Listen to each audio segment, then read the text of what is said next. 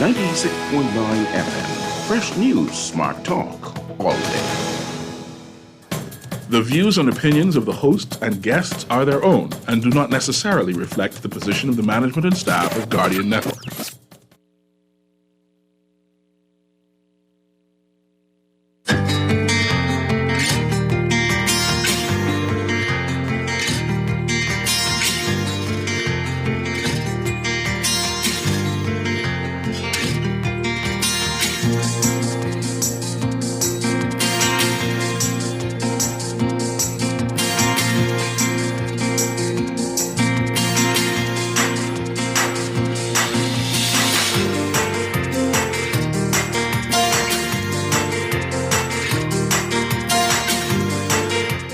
Good morning. Police holding 3 in the Don Saunders murder probe. Police investigating a claim that a police officer was involved in a robbery. And 6 straight for Team Bahamas at Carifta Aquatics. It's all straight ahead this morning. I'm Dwight Strachan, and this is Morning Blend. Wake up, it's a new day. Wake up, it's a new day. It's the start of a new way. You know that it's here. It's the start of the end of the old way. Good morning again, Bahamas. It is Wednesday, April 3rd, 2024. This is Morning Blend on Guardian Radio 96.9. Again, I'm Dwight Strachan. In a moment, Chester Robards will be joining us. Also this morning, we'll talk with the GHS Alumni Association. They have a big event coming up. And later in business, we are talking with Folk Call about their secondary rights offering, what you need to know. It's all straight ahead, but first it's time for the overnight, the latest breaking news from while you were sleeping, and the top national and international headlines this morning. Wake up, it's a new day.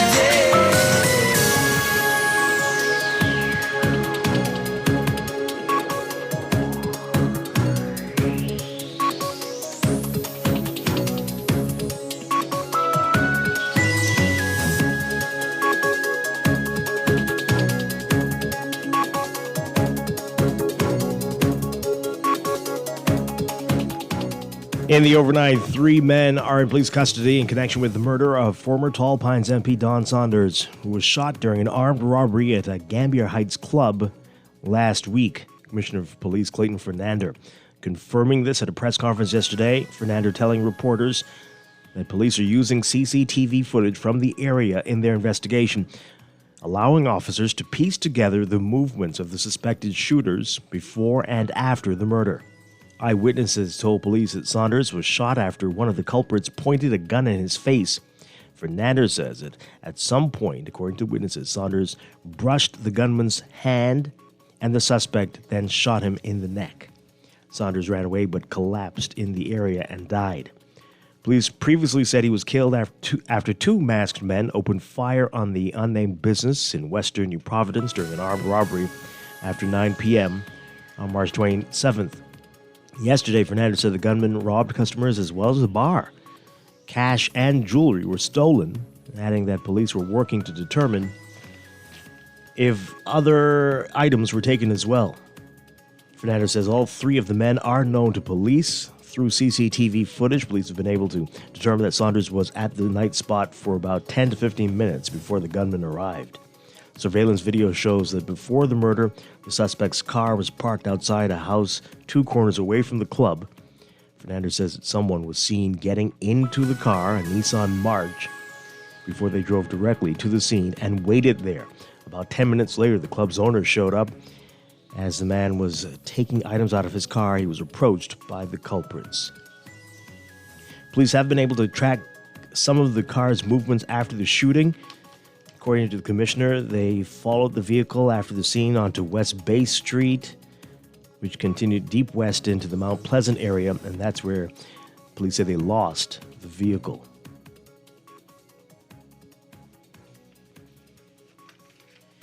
Police are still searching for the suspects in the shooting of 6 people outside a bar on Peardale Road off Wolf Road in New Providence from Monday.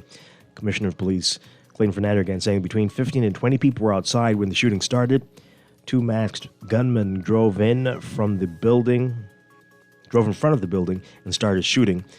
The victims, ages 44, 41, 37, 23, 20, and 16, were taken to the hospital and last listed in stable condition. Police say one of the victims is being electronically monitored in relation to manslaughter and possession of firearm charges, and a second victim has several matters pending in relation to attempted murder and possession of dangerous drug charges. Commissioner Fernando also saying police are investigating a claim that an officer was involved in a $90,000 robbery. The commissioner was asked about a report that an officer reportedly stole $90,000 from a businessman. At the press conference, the commissioner saying, quote, "We are aware of that. My deputy commissioner and my team in the corruption unit are looking into that.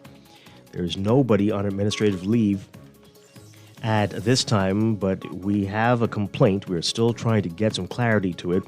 There's so many bits and pieces of information that the deputy and his team are trying to bring together."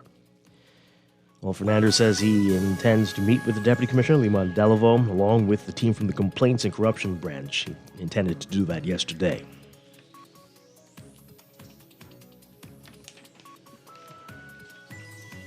A Bahamian fighting extradition to the United States, sentenced to 4 months in prison for escape.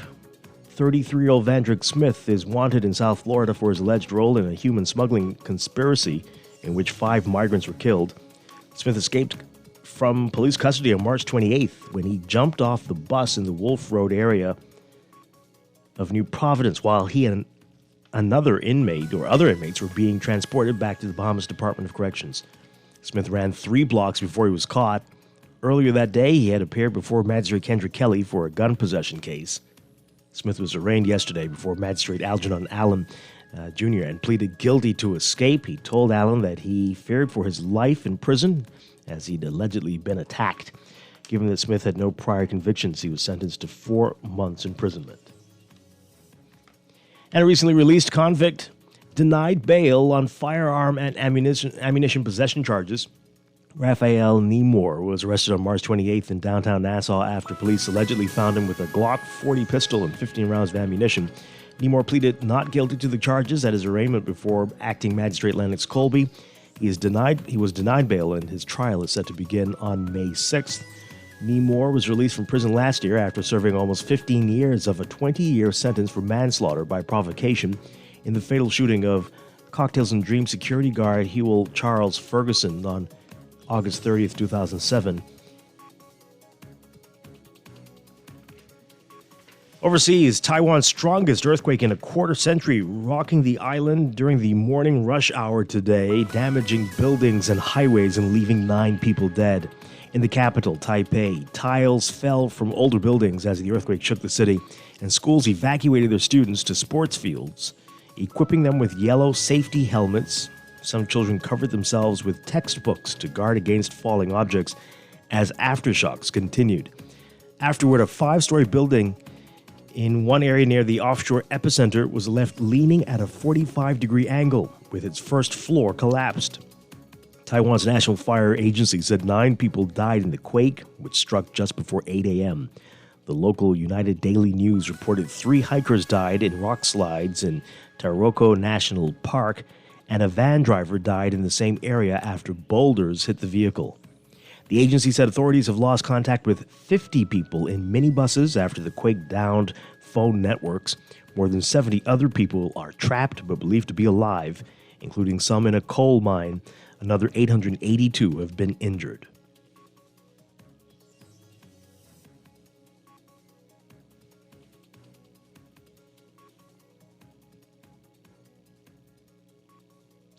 And more than 53,000 people have fled Haiti's capital in less than 3 weeks, the vast majority to escape unrelenting gang violence.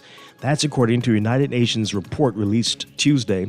More than 60% are headed to Haiti's rural southern region, which worries UN officials. A UN spokesperson saying that their humanitarian colleagues emphasize that these departments do not have sufficient infrastructure and host communities do not have sufficient resources to cope with the large number of people fleeing Port-au-Prince. The southern region already hosts more than 116,000 Haitians who previously left Port-au-Prince, according to the report by the UN's International Organization for Migration. The exodus from the capital of some 3 million people began shortly after powerful gangs launched a series of attacks on government institutions at the end of February.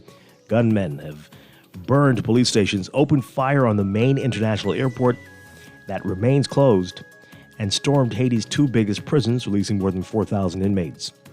More than 1,500 people have been reported killed up to March 22nd, and another 17,000 have been left homeless, according to UN reports. Among the rare travelers trying to head north, one woman and her 2 children telling the Associated Press that she is fighting to help them stay alive.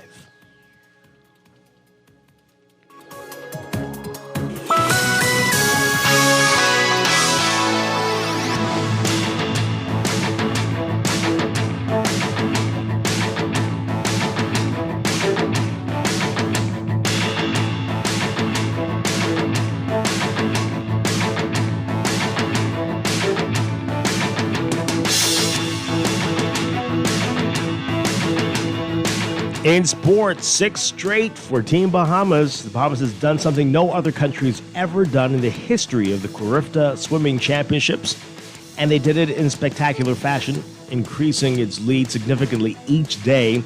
The host nation winning a 6th consecutive Carifta swimming title and 8th in the last 9 meets. Right here in Nassau, the Betty Kelly Kenning National Swim Complex. At the end of the 4 days of competition yesterday, the Bahamas amassed 1,096.50 points to easily outdistance its nearest competition, the Cayman Islands, with 660 points. Trinidad and Tobago finished 3rd with 639. In the medal standings, the Bahamas again topped the table, finishing with 34 gold, 39 silver, and 28 bronze medals for a total of 101 medals. Trinidad and Tobago finished 2nd with 24 gold, 15 silver, and 17 bronze for 56 total medals. Cayman Islands rounded out the top 3 nations with 18 gold, 13 silver, and 19 bronze for 50 total medals. Now, the order of finish at Carifta Swimming is based on points as opposed to the gold medal count for Carifta Track and Field. But again, in any event, no matter how you look at it, Team Bahamas winning everything. Gold and points. More on that in today's Guardian Sports section. And from the NCAA, Caitlin Clark can claim another record, the most watched women's college basketball game in history. Iowa's 94-87 victory over LSU in the Elite Eight of the women's NCAA tournament on Monday night averaged 12.3 million viewers on ESPN, according to Nielsen. That makes it one of the most viewed games in any sport other than the NFL football over the past year in the U.S.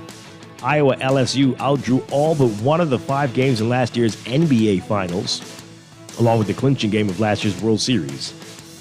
Clark scored 41 points, and the Hawkeyes avenged last year's loss to the Tigers in the national championship game.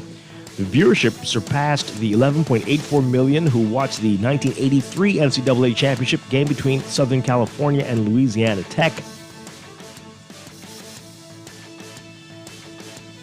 It was also the most watched men's or women's college basketball game ever on ESPN, more than doubling the prior largest audience. That's sports, and that's the overnight. Time for your first look at weather.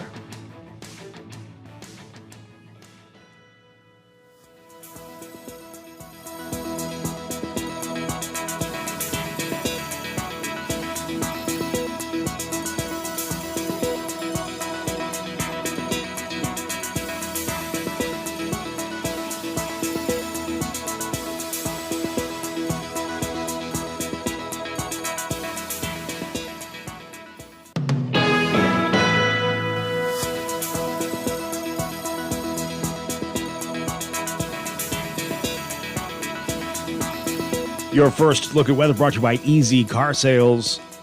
We've got a surface ridge of high pressure stretching westward across the area. That's going to retreat eastwards today as a cold front approaches the Bahamas by late tonight into Thursday tomorrow.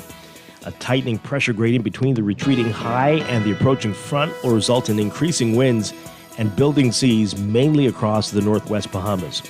As a result of that, we've got some warnings. Hazardous marine conditions will affect the extreme northwest Bahamas today. and boaters in that area urged to remain in or near port, and beachgoers should not enter the water. Elsewhere, across the northwest Bahamas, beachgoers should exercise caution due to the moderate risk of rip currents along South Coast beaches. For today, for the northwest Bahamas, your forecast calls for partly sunny, warm and breezy to windy conditions, with a chance of a brief passing shower, becoming partly cloudy and breezy late tonight with scattered showers and the chance of isolated thunderstorms as the front moves into the area. For boaters, the small craft caution is in effect, with advisories coming into effect by afternoon hours across the extreme northwest Bahamas. Winds south to southwest at 15 to 20 knots, increasing to 15 to 25 knots, and gusty at times in the extreme northwestern islands by this afternoon. Seas 4 to 6 feet, but building to 5 to 8 feet and higher in gusts across the extreme northwest Bahamas by this afternoon. For the central southeast Bahamas today, partly mostly sunny and warm with a spotty shower or two. Mostly fair and warm with a stray shower or two possible tonight. Wind southeast to south at 10 to 15 knots, seas 2 to 4 feet. Temperature-wise today, we're looking at highs getting up to around 82 Fahrenheit, 28 Celsius. Lows tonight getting down to about 72 Fahrenheit, 22 Celsius. That's your first look at weather this morning. We'll tell you about this cold front and what to expect over the next few days in your extended outlook coming up in just a bit. This first look at weather brought to you by Easy Car Sales. Easy Car Sales has done it again. First there was BYD, then Jack, now Radar pickup trucks, and Geely are joining the all-electric family. With 8 years of experience and 3 quality brands to choose from, there's an EV waiting for you at Easy Car Sales, home of the electric vehicle. Visit easy242.com to see all the many options for ditching the pump and driving electric.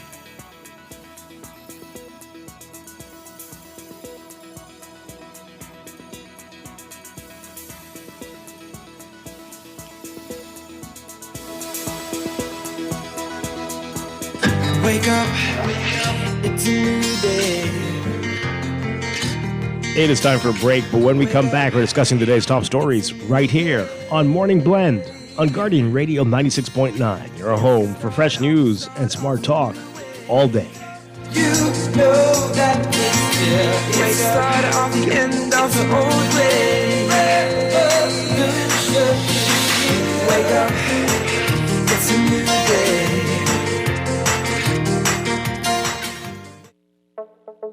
Tired of banks forcing you to use technology to bank the way they want you to? Your convenience is important. So no matter what your banking needs, Commonwealth Bank's friendly staff are always available in branch for that personal one-on-one service. But when you choose technology, our online and mobile banking app offers you state-of-the-art functionality. The choice is yours. Commonwealth Bank. Bank the way you want. Wherever you're headed, the Custom Computers Know-How team is standing by to help guide you in the East and the West. We now have 2 convenient locations on Patton Street in Palmdale and our newest store in the Caves Village Shopping Plaza through the Blake Road entrance. Discover the latest products by top international brands and the knowledge you need to unleash tomorrow's technology today. Drop by Custom Computers out east or out west. We're open Saturdays from 10 till 4. When faced with an illness like cancer, we band together, and we at Cleveland Clinic in Florida have your back. From advanced cancer treatments to extra safety measures at all of our locations, we're with you on this journey. For every infusion and follow-up, for every step of the way, for every care in the world. Cleveland Clinic in Florida. Get the care you need when and where you need it. To learn more or connect with a local representative, visit clevelandclinic.org/Caribbean. Screws and Fasteners World, Balfour Avenue and Palm Beach Street, has those hard-to-find fasteners for you right now. You can find stainless steel regular hex, carriage bolts, galvanized bolts, threaded rods, nails, self-tap screws, sex bolts, anchor bolts, turnbuckles, masonry tools, hand tools, and weed whacker strings. Check out the rope selection and carved body fasteners, too. Special orders are welcome. It's your #1 fastener store. Screws and Fasteners World, Balfour Avenue and Palm Beach Streets. Call 326-1976. Wake up, it's a new day.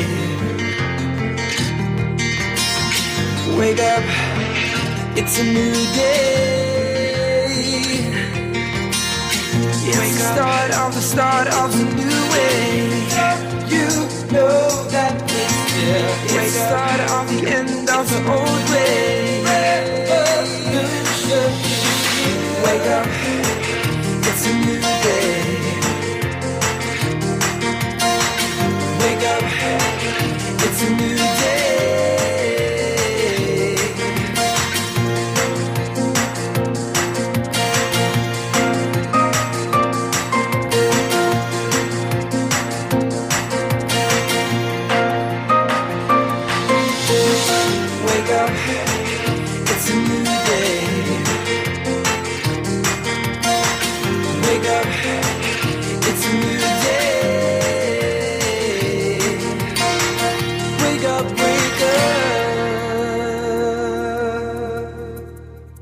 Welcome back to Morning Blend here on Guardian Radio 96.9. We are streaming live on GuardianTalkRadio.com and on the Guardian Radio app for smart devices. We're also on your televisions on Cable Bahamas, Channel 969, and BTC Flow, Channel 612. You can tweet us at MorningBlend969 or Facebook.com/MorningBlend969. Text us on the Guardian Radio text line, powered by BTC 422-4796. Once again, I'm Dwight Strachan. Joining me now, Chester Robards. Good morning. Good morning, sir. Great to have you with us, as always. Glad to be here. Got a lot to get to this morning. Coming up in our 8 o'clock hour, we're going to be talking with GHS. The Alumni Association has a big event coming up. We'll get the details about that. And then later in business, we are talking with Folk Hall. They have a secondary rights offering. And we'll get details about that. Deadlines are fast approaching for that, I see. But what you need to know, what exactly it is and what you need to know if you want to take advantage of this morning. So that's all ahead. But let's begin with what else is in the news.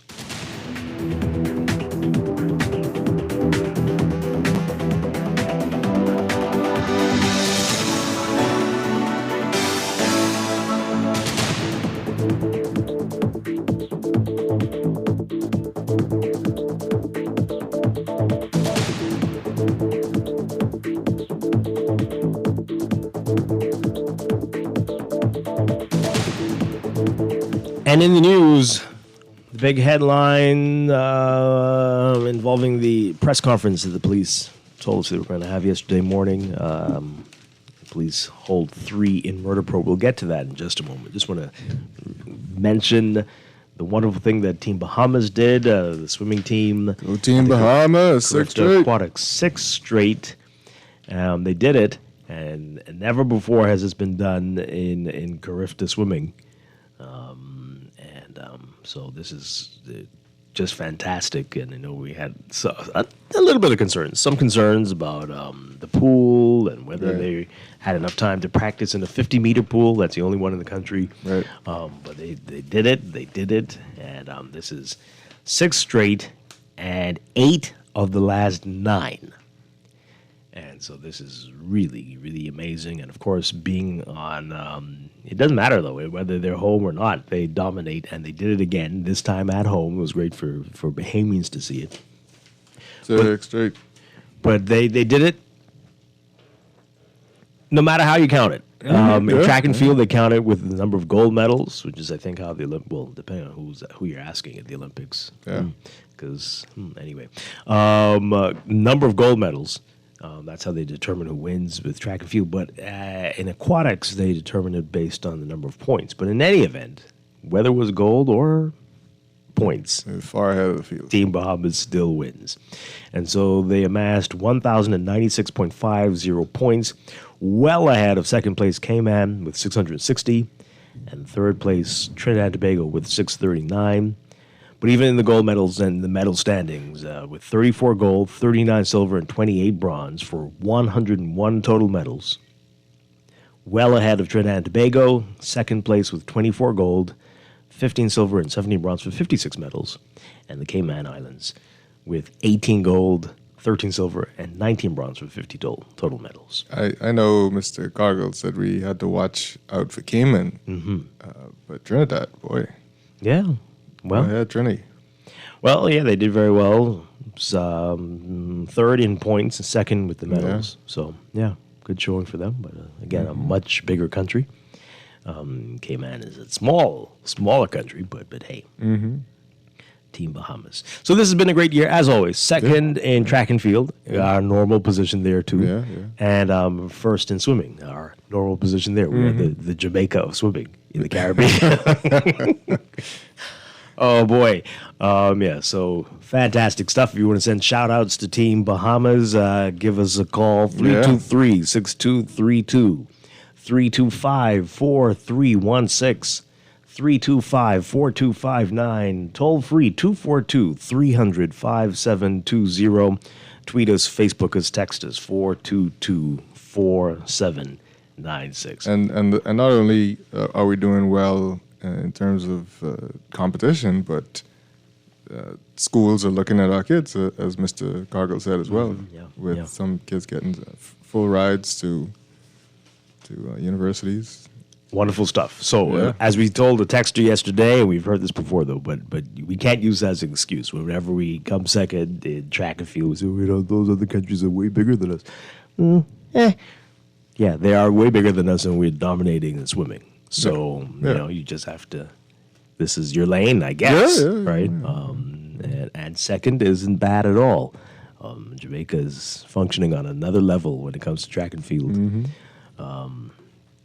Their training is probably a lot different than ours too. Maybe. They got hills and mountains too, and valleys. Yeah, we did a show, I think, a few years back on some of the differences, and that will make a difference, I'm sure. Whereas, you have to go out and seek a club to be part of whereas it's in their schools over there, apparently, and that'll make a difference. So, but anyway, congratulations to everybody, and we celebrate everybody who took part, even the volunteers and the parents. Everybody this is a collaborative effort. Great job to everyone in all the countries. A whole write-up on Carifta medical team. And how well they did. That's all in today's Guardian Sports section, so great stuff there. And hopefully we'll have those some of those wonderful athletes on soon. Okay, so that's that. Again, that's in today's Guardian Sports section, and lots of pictures as well. And but the other story, the probe into the murder of Don Saunders. Police say there are 3 people in custody now in relation to this. Their press conference, as was promised, 11 o'clock yesterday morning. And I guess with time, it's been a few days, a clearer picture is emerging. Is that what it is? The story is a little bit different from what we heard initially. And that, of course, that was only hours after. Thursday morning, that was only hours after it happened. But on Tuesday morning, we heard something a little different. Take a listen to this report from our Destiny Johnson. When you mess with a sitting public servant, whether sitting or retired, or any law enforcement officers, once we bring that matter to court, we will move quickly to bring justice to the family. 3 men are in custody following the homicide of former Tall Pines MP Donald Saunders. The Free National Movement deputy chairman was shot and killed at a bar in Gambier Heights Wednesday night during an armed robbery. Commissioner of Police Clayton Fernando, during a press conference Tuesday morning, says one of the men pointed a gun at Saunders' face before he was shot. The 2 gunmen held the employees and the customers at bay. And one of the culprits approached Mr. Saunders and pushed a weapon in his face and demanded cash. It was at this time the weapon was right in his face. This is according to witnesses, that he brushed the hand that the culprit was holding the weapon. And it was at this time he was shot directly to the neck area. And he ran to the eastern side of that yard with a view of trying to get away. And that's when he collapsed. Employees and customers were robbed of cash and personal items, but it is still unclear whether anything was stolen from Saunders. Fernandez says the witnesses and surrounding CCTV footage have been helpful in their investigation. Now, the detectives, continuing their probe, discovered other footage showing that this same vehicle was 2 corners away prior to the incident, parked in front of a resident, and somebody got into that vehicle and it went directly to the establishment where it parked, the driver parked, and waited in there. Police are appealing to business owners to be more careful in how they handle their money. I also want to appeal to business owners to be careful when you are dealing with funds, with monies, in the presence of the public, and even the exchange of monies with customers. It should be a secured area. Nobody should be able to look into your register to see how you're exchanging monies and where your funds are secured. Reporting for Guardian News Network, I'm Destiny Johnson. Okay, so stories. I must have read something somewhere else. Somewhere. Sounds. I don't know. It sounds like a different case. Yeah. And the paper goes into a little more detail, and it's like, oh boy, okay. So here's what the commissioner is saying, according to this article in the Nassau Guardian from our Tanika Thompson. So Fernandez says, quote, "At present, we have 3 adult males in police custody. 2 came into custody over the weekend." What does that mean? What does that mean? Anyway, and the third, just a few hours ago, came into custody. Why don't you just say you're arrested? Did they turn themselves in? Okay. One of the individuals is assisting with the investigation thus far.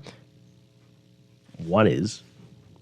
As indicated from the initial scene, we suspected that armed robbery was the motive. As we proceed with our investigation, that is where we are heading at this time. Fernandez said that all 3 men are known to police. Through CCTV footage, police have been able to determine that Saunders was at the night spot for about 10 to 15 minutes before the gunman arrived. Surveillance video shows that before the murder, the suspect's car was parked outside a house 2 corners away from the club. Fernandez said someone was seen getting into the car, a Nissan March, before they drove directly to the scene and waited there. There's some very detailed footage. How much of the island is covered like this, and why don't we? It's probably personal home footage. Oh boy! About 10 minutes later, the club's owner showed up. As the man was taking items out of his car, he was approached by the culprits. The 2 gunmen held the employees and customers at bay, and one of the culprits approached Mr. Saunders, pushed a weapon in his face, and demanded cash. That's a quote from the commissioner. There's another quote. The weapon was right in his face. This is according to witnesses, that he brushed the hand of the culprit that was holding the weapon, and it was at this time that he was shot directly to the neck area. He ran to the eastern side of that yard with a view of trying to get away, and that's when he collapsed. A few of the customers were robbed of cash, as well as the establishment. The manager, who was on duty, he fled the establishment and cash was taken. The footage is showing where the 2 gunmen got into that vehicle and left. Police have been able to track some of the car's movements after the shooting, according to the commissioner. He said, quote, "We also followed that vehicle after the scene onto West Bay Street, which continued deep west into the Mount Pleasant area, and that's where we lost the vehicle. The individual who was assisting took detectives back in that area and pointed out areas as to what occurred." So this is where we are at this time. We feel good where we are at, and we are continuing to probe.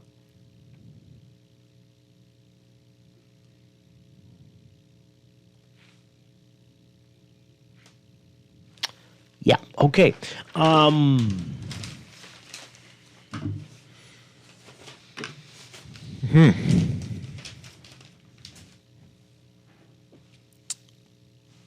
don't know what to say. What is there to say?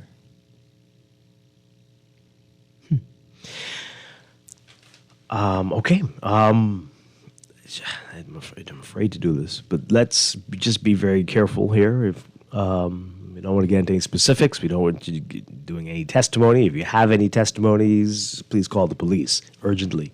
But in general terms, let's see if we can do this. 323-6232, 325-4316. 325-4259. Call us toll free, 242-300-5720. Tweet us, Facebook us, text us, 422-4796. This person says here, Dwight, I think this commissioner's choice of words really needs an upgrade. One would think that the slaying of any person will be of the highest priority and not only certain persons for their status. Is that what you got from that? Well, I mean, this is a high-profile. It is a high-profile case. Let's take this call. Good morning, caller. You're on the air. Yeah, the text is correct. When you mess with a sitting former or present public servant, justice moves swiftly. Equally, when a public servant or sitting member messes with the public, justice moves slowly. And that's what the commissioner is implying. Justice is supposed to be blind, but I just realized that justice can see. And justice knows when to move and when not to move. The commissioner should be fired. Thanks for taking my call. Oh, wow. Okay. Drop the bomb at the end there. Yeah. Wow. All right. So this is similar to what the caller is saying. This texter says here, so we're just going to glance over how it seems they want to prioritize the public servant part there. Yeah, that's what the previous one was saying, right? The choice of words, what does that mean? Not surprising. Let's take another call. Good morning. You're on the air. Morning, Dwight, and good morning, Chester. Hi, good morning. How are you all today? We are here. We're doing well. Wonderful, wonderful. But I just to reiterate what the caller before me just said, I want to add to that. If justice is fast and swift, whether you ex or some kind of high-profile person, that is the problem. That's one of the problems there. Because justice is slow for the guys over the hill. That is what they turn into, criminals. Because justice is very slow for them. Vigilantes, they rob, kill, at will. Because justice is too slow. Thanks for taking my call. Okay, interesting. Thank you very much. I hope they see the difference between the use of intelligence as opposed to beating people up. The importance of identifying key choke points on New Providence and ensuring they're outfitted with functioning, well-maintained CCTV cameras, 24/7, 365. And yes, his choice of words were terrible. A murdered person is a murdered person, and all require justice. Yeah. Well, again, we hope it's a network and not just private people's CCTV, but also, we cannot. I don't remember a time when you heard of anything like this before. When they said we saw the vehicle move here and this was there and they were parked here. And have they ever spoken like this before?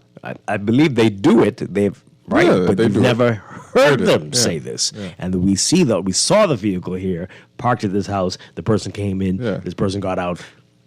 We want them to talk like that more often. Yeah, and he says we tracked the vehicle west. Yeah. Or that's what he said, right? And then it disappeared, but they got this one person who's cooperating. Where did that person? How did they do that? Yeah. I mean, okay. Well, he said we followed that vehicle after the scene onto West Bay Street, and then they lost it. Which again, when you say it, immediately my mind is like, oh, a police car saw them and followed them. No. No, they got CCTV footage, that right? sees it, Sees it, and then yeah. they can't find it anymore maybe because there's still more cameras in that area. I don't know. Or did they hide it under a bush? Which one? But how did this person come forward? Anyway, maybe one day we'll hear. Wow. But they do have that program where they want you to register your CCTV. Yes, absolutely. Your personal cameras. Mm-hmm. And that's great. Mm-hmm. Yeah. There's a text. There's a burnt car at the end of Frank Watson Highway that was not there before Thursday. Yeah, I saw a video of it burning. They're wondering if it's in the realm of possibility that this was the getaway vehicle. Well, I mean, that looked too big to be it. And then they're saying that they went on West Bay Street, so that's moving away from that area unless they circle back. But no. All right, the car was a Nissan March. That's what the police said. The commissioner is implying that all lives don't matter. To my Bahamian people, try your best to get money. What? What now? I mean, legally, so that you become a wealthy person who will be important to people. Right. Legally, you mean, I'm sure. Oh. Right? That must be what it means. I hope that's what it means. Tea doesn't want to come out today. Didn't get anything just now. My concern is that the Commissioner of Police publicly admitting to placing priority over the former MP's murder. It's unfortunate that we have a person in leadership who would spew such blatant bias. Yikes. Well, I mean, let me not say that. I wanted to say, which I'm not going to say, but I wanted to say, don't act surprised. But I'm not going to say that. Dwight, have you seen the new police version of the Commissioner of Police is online? The what? They are using drones and technology to make drug busts and other crimes throughout the Bahamas. Have you seen the new police version of COPs? Does that mean something else? Not Commissioner of Police. New what police does it mean? version. I don't know. Okay, maybe they're using drones. Great. Your show is a talk show, so let folks speak. Stop stressing. I don't know what you're talking about. Who did we stop from speaking? But also, I have to stress because you won't be named in any lawsuit or called to answer questions before certain people. So, yeah, I got to stress. So, yeah. But thanks for the advice. Text your name so I can bring you in too, though, if you want to be part of the stress team. Dwight, another case where we have more questions than answers. I wonder if any of the reporters asked what the name of the place is. Why are we not saying the name of the place? What's the issue? What's the big deal? We don't ever say the name of the place. I mean, I said it yesterday. The reporters need to ask. Come on. Anyway, why are we doing this? What's the point? I mean, it's not going to, cost them business, not around here. Did he say that he outfitted Gambier with CCTV cameras and saying all of the members of the parliament should take some of their... What? Did he say that? No. What are you talking about? I don't understand the last part of it there. But everybody needs to be safe and take precautions.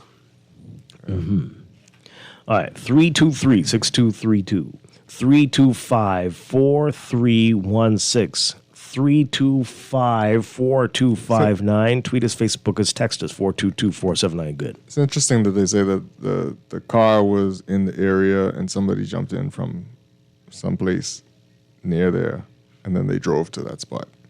Which suggests that somebody knows somebody very close to that spot or lives in that area. It seems. Does it? Yeah, it seems so. Well, that's also where Branville McCartney's brother was murdered. So somebody texted last week. It was around that area. Let's take this call. Good morning, call. You're on the air. Golly, ladies, this is Strachan, a voice along with you and Chester, Dwight. Hi, good morning. Good morning. Morning, okay. We need justice, law, and order in this country, the Bahamas. Dwight, you know something? The police cars need Land Rover tires so they could travel through anything, any rock, any water, any sun, or anything like that. I can't see the police saw the car in which they were chasing and let it go away from them. That's not what they said. They were surveilling it. They have footage where they can follow it on camera. They were not in the area. They didn't chase the vehicle. So they have footage where they were able to see that the vehicle went onto West Bay Street, but that's where they lost the vehicle, which implies that they didn't have any more camera coverage.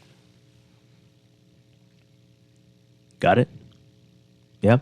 And what you're saying, I mean, well, I don't know why you would do that. If you need get that type of vehicle, you don't put those tires. Right. You don't put those tires on a car, and then the car won't be able to handle through the streets. I mean, you're looking for trouble. You won't be able to handle on the streets with those type tires. You need they're on-road tires and they're off-road tires. You don't put off-road tires on a car that's going to be on the streets. It's not going to work properly.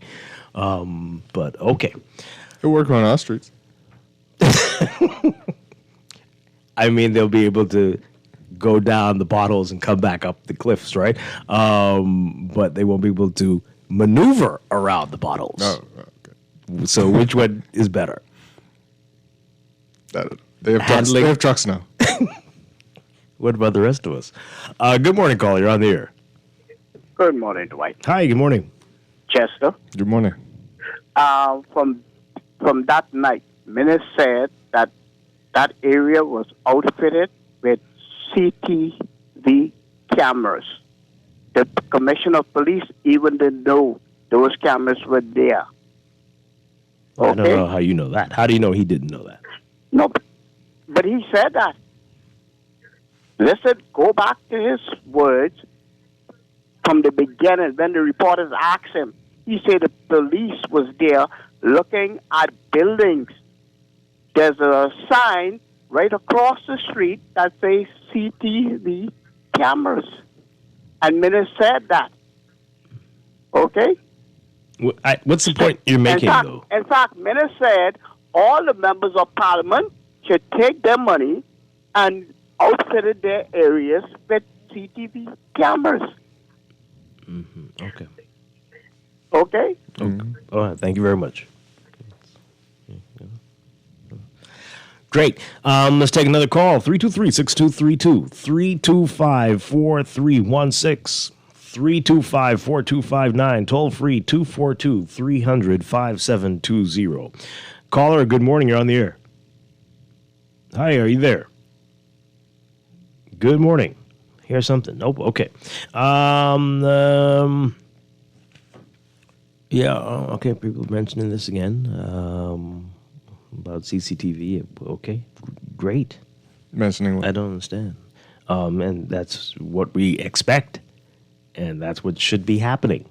The whole island should be covered. A partnership, yes, between the public and the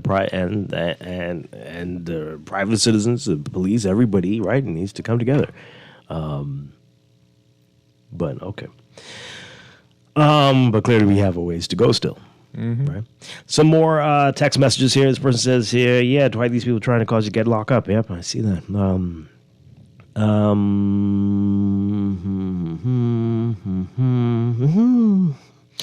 Don Saunders was killed. At least the perpetrators were apprehended. Oh, yeah? Give the police some praise instead of scrutinizing the commissioner.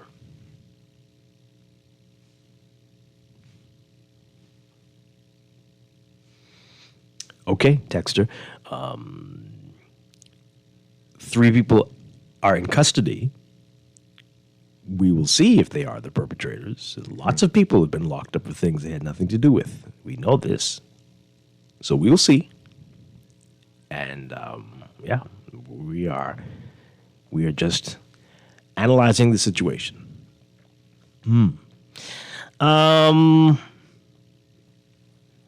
Another text here. Some information involving about the...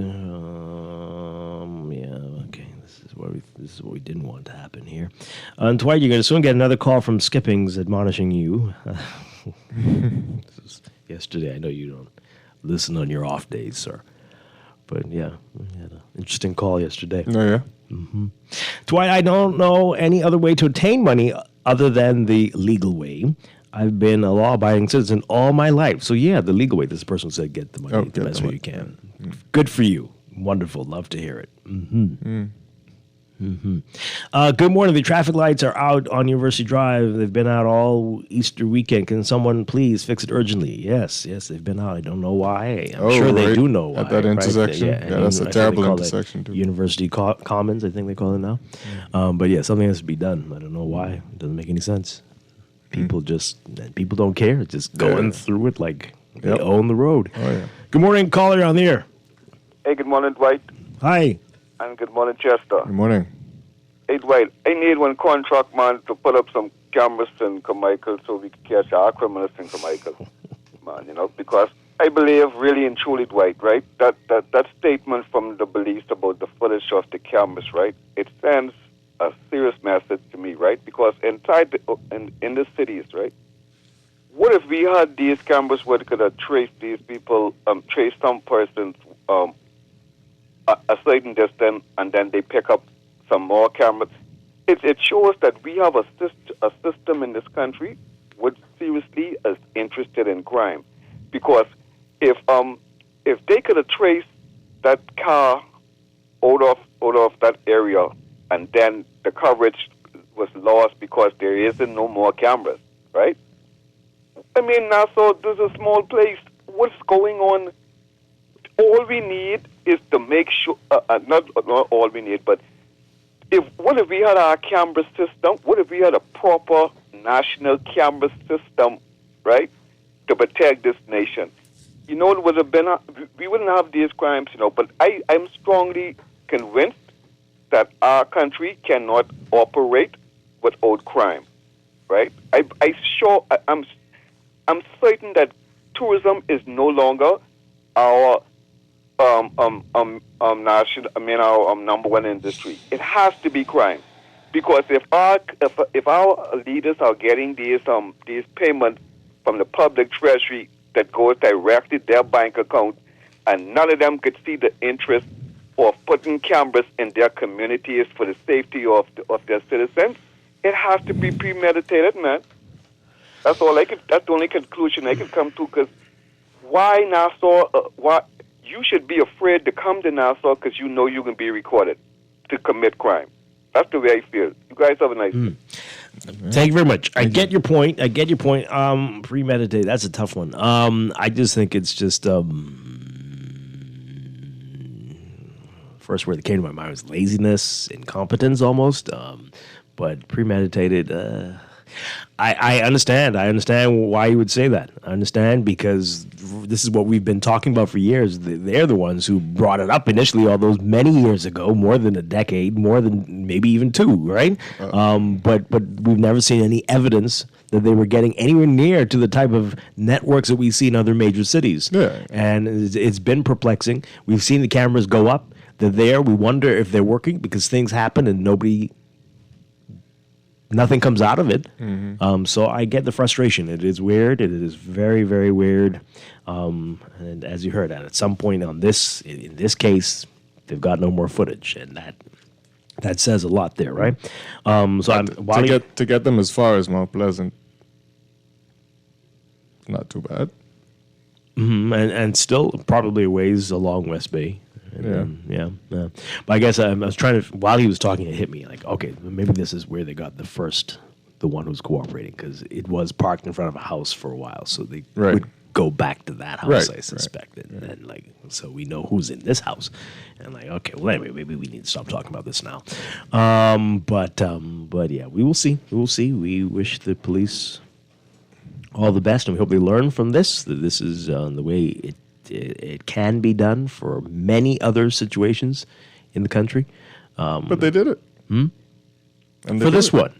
And this is what people are concerned about. Is it because... Let's be fair. They have done it in other situations. When? There's whole mysteries of people in broad daylight shot and no trace of anybody involved. Didn't follow a car across the street. Where else have they done this? Used CCTV footage? Yeah. other than what somebody provided from their building. Okay. That's using CCTV. Because the person wasn't masked. It was right there. But otherwise, we wonder, how do people just vanish from committing horrible crimes in broad daylight? Yeah. But it wouldn't be that the police don't use the available CCTV footage, right? It would be that there's not enough. Yes. And that's what we're talking So that's not the police issue. Right? Sure. Everybody. Are they putting up cameras? No, I don't know. Maybe. Who's responsible for that? Maybe they should. I don't know. I don't Maybe know they either. should be. Should it be the police Should it be force? police? But we need to do better. Before we go to the break, this person says, if we fix the stoplights, BPO will start having power. Where's this coming from? Where's this happening? If we fix the stoplights, BPL will start having power outages. Leave them alone. Wow. That's petty. That's petty. All of these armchair detectives, why don't they join the police reserves and volunteer some time to the country? Yes, they should. Yes, they should. Well, you'd be frustrated now as a citizen. Imagine that with the when you know the technology exists and people are 100 Cujos out there. Wow. All right. Yeah, more like Chippendale. What are you saying, sir? One final message as we go to the break. What? Dwight, be careful with the comments. You don't want these homes who have recorded footage to become a target.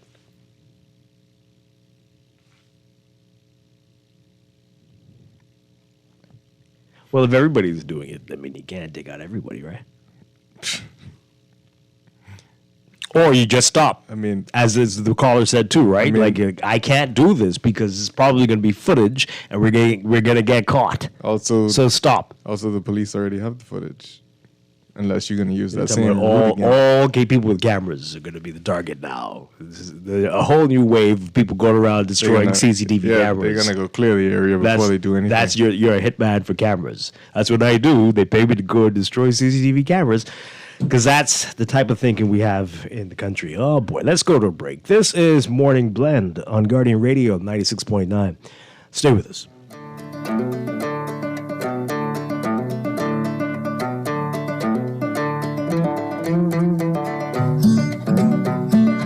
It's the basement. That ain't pretty. Rugged whiskey. We're surviving. Of red cup kisses, sweet redemption, passing time, yeah. Ooh, one step to the right, we headed to the dive bar we always thought was nice. Ooh, run me to the left, then spin me in the middle, boy, I can't read your mind. This ain't Texas, ain't no hold'em. Hey, lay our cards down, down, down, down. So park your Lexus, throw your keys out, stick around, round, round, round, round. This is Guardian Radio 96.9 FM, Nassau, Bahamas. RBC. Are you buying a home, renovating, or exploring mortgage options? With cash back and up to 90% financing, we'll find the perfect mortgage for you. Pre-qualify in just 60 seconds and get connected with a mortgage specialist today. Visit rbc.com/mortgages/all of you. RBC. Conditions apply.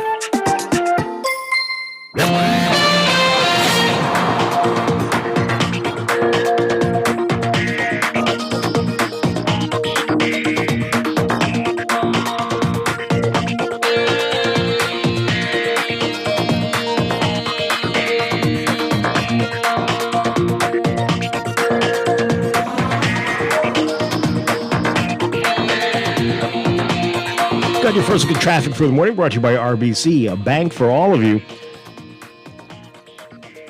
As we've been telling you, some schools are still closed, so you're not seeing the same level of traffic we normally see at this hour. But just a few spots where you will see a few cars in front of you, like Mile Butler Highway near Harold Pond, if you're heading northbound towards a roundabout with Tonic Williams-Darling Highway. There's a few cars there in front of you. And Blue Hill Road near Carmichael, a bit of congestion there. Robinson Road just west of Soldier Road on the way to Old Trail. And Soldier Road on the way to the intersection with Bernard Wolfe and Village Road. Just a few cars heading that way as well. Elsewhere, your commute looks pretty decent so far. We'll have another update for you, though, after the 8 o'clock news. Morning Blend Traffic brought to you by RBC. Visit rbc.com/Caribbean/all of you for more information. We'll be back with more Morning Blend after these messages here and the news on Guardian Radio 96.9.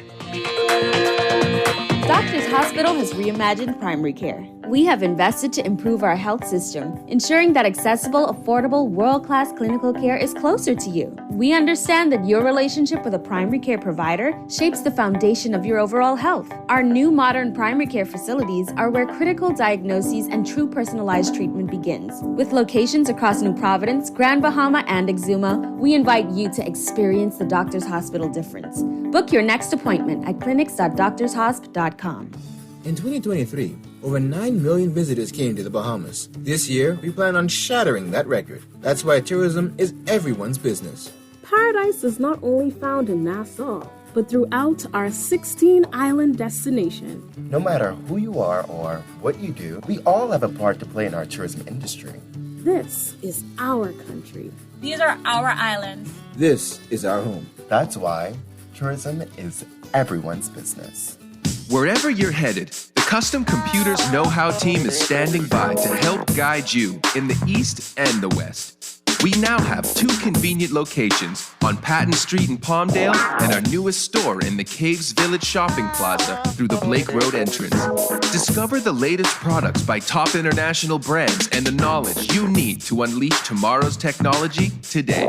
Drop by Custom Computers out east or out west. We're open Saturdays from 10 till 4. Maybe it's time to explore your options. There's no harm in reviewing your mortgage arrangement and considering a better deal. CIBC Caribbean can help you narrow your search and decide. Switch your mortgage to CIBC Caribbean and enjoy a special interest rate and help towards your switching cost. Visit CIBCFCIB.com/inspired home for more information. Conditions apply.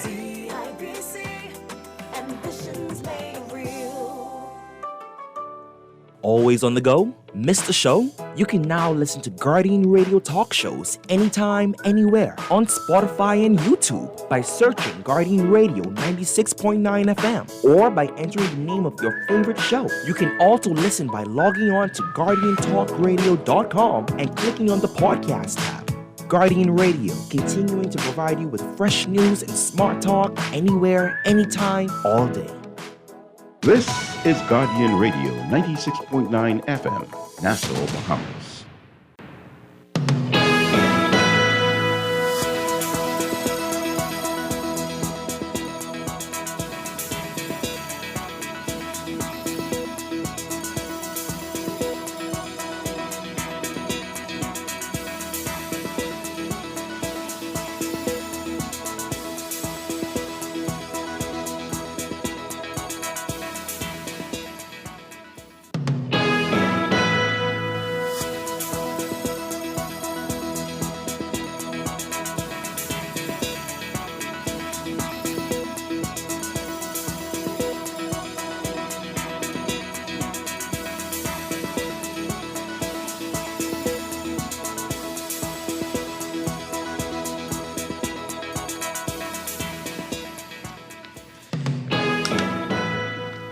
Welcome back to Morning Blend here on Guardian Radio 96.9. We are streaming live on GuardianTalkRadio.com and on the Guardian Radio app for smart devices. We're also on your televisions on Cable Bahamas Channel 969 and BTC Flow Channel 612. You can tweet us at Morning Blend 969 or Facebook.com/Morning Blend 969.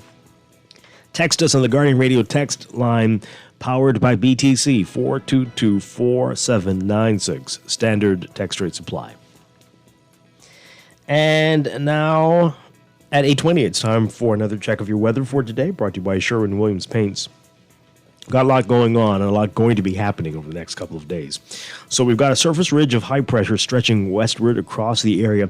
That's going to retreat eastwards today as a cold front approaches the Bahamas by late tonight into tomorrow, Thursday. A tightening pressure gradient between the retreating high and the approaching front will result in increasing winds and building seas mainly across the northwest Bahamas. So as a result of this, we have a number of special warnings. We've got hazardous marine conditions that will affect the extreme northwest Bahamas today, and boaters in that area urged to remain in or near port. Beachgoers also should not enter the water. Elsewhere across northwest Bahamas, beachgoers should exercise caution due to the moderate risk of rip currents along south coast beaches. So your forecast for today for the northwest Bahamas: partly sunny, warm, and breezy to windy, with a chance of a brief passing shower, becoming partly cloudy and breezy late tonight with scattered showers and the chance of isolated thunderstorms as the front moves into the area. Small craft caution in effect, and an advisory will come into effect by afternoon hours across the extreme northwest Bahamas. For the central and southeastern islands today, partly mostly sunny and warm with spotty showers. Mostly fair and warm tonight with a stray shower or two possible. Temperatures still in the 80s today, getting up to around 82 Fahrenheit, 28 Celsius, and maybe feeling a lot warmer than that before that front moves in. Overnight lows tonight getting down to about 72 Fahrenheit, 22 Celsius.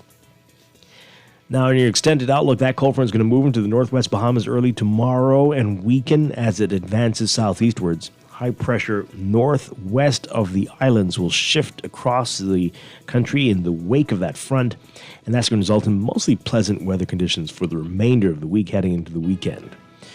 So for Thursday, tomorrow, partly cloudy and breezy with scattered showers and possible isolated thunderstorms along the front, becoming variably cloudy with a passing shower or two at night. Small craft caution will be in effect. Then on Friday, variably cloudy and a bit breezy with a brief shower or two possible, but more comfortable conditions behind the front once it clears. That's what we're looking at. That's your Morning Blend weather, brought to you by Sherwin-Williams Paints. Sherwin-Williams Paints has got you covered for all of your painting and equipment needs. Visit Sherwin-Williams Paints online or in-store today.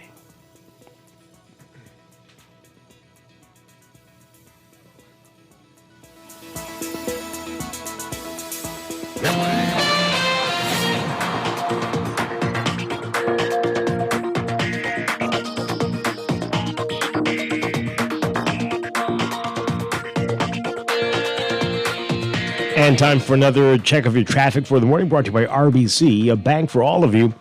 In your real-time traffic, again, not much to talk about, at least compared to what we normally see at this hour, but just a few areas where you'll see a bit of congestion.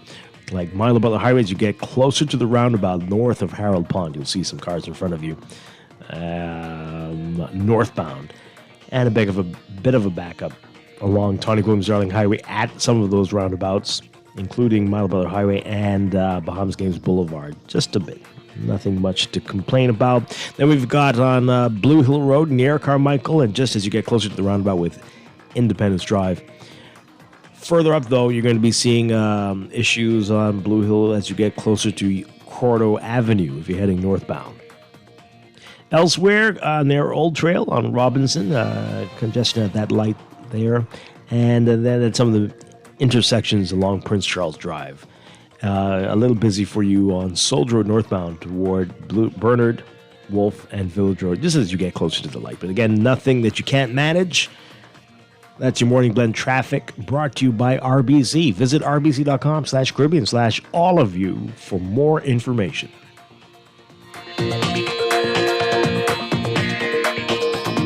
It's time to explore your options. There's no harm in reviewing your mortgage arrangement and considering a better deal. CIBC Caribbean can help you narrow your search and decide. Switch your mortgage to CIBC Caribbean and enjoy a special interest rate and help towards your switching cost. Visit CIBCFCIB.com/inspired home for more information. Conditions apply.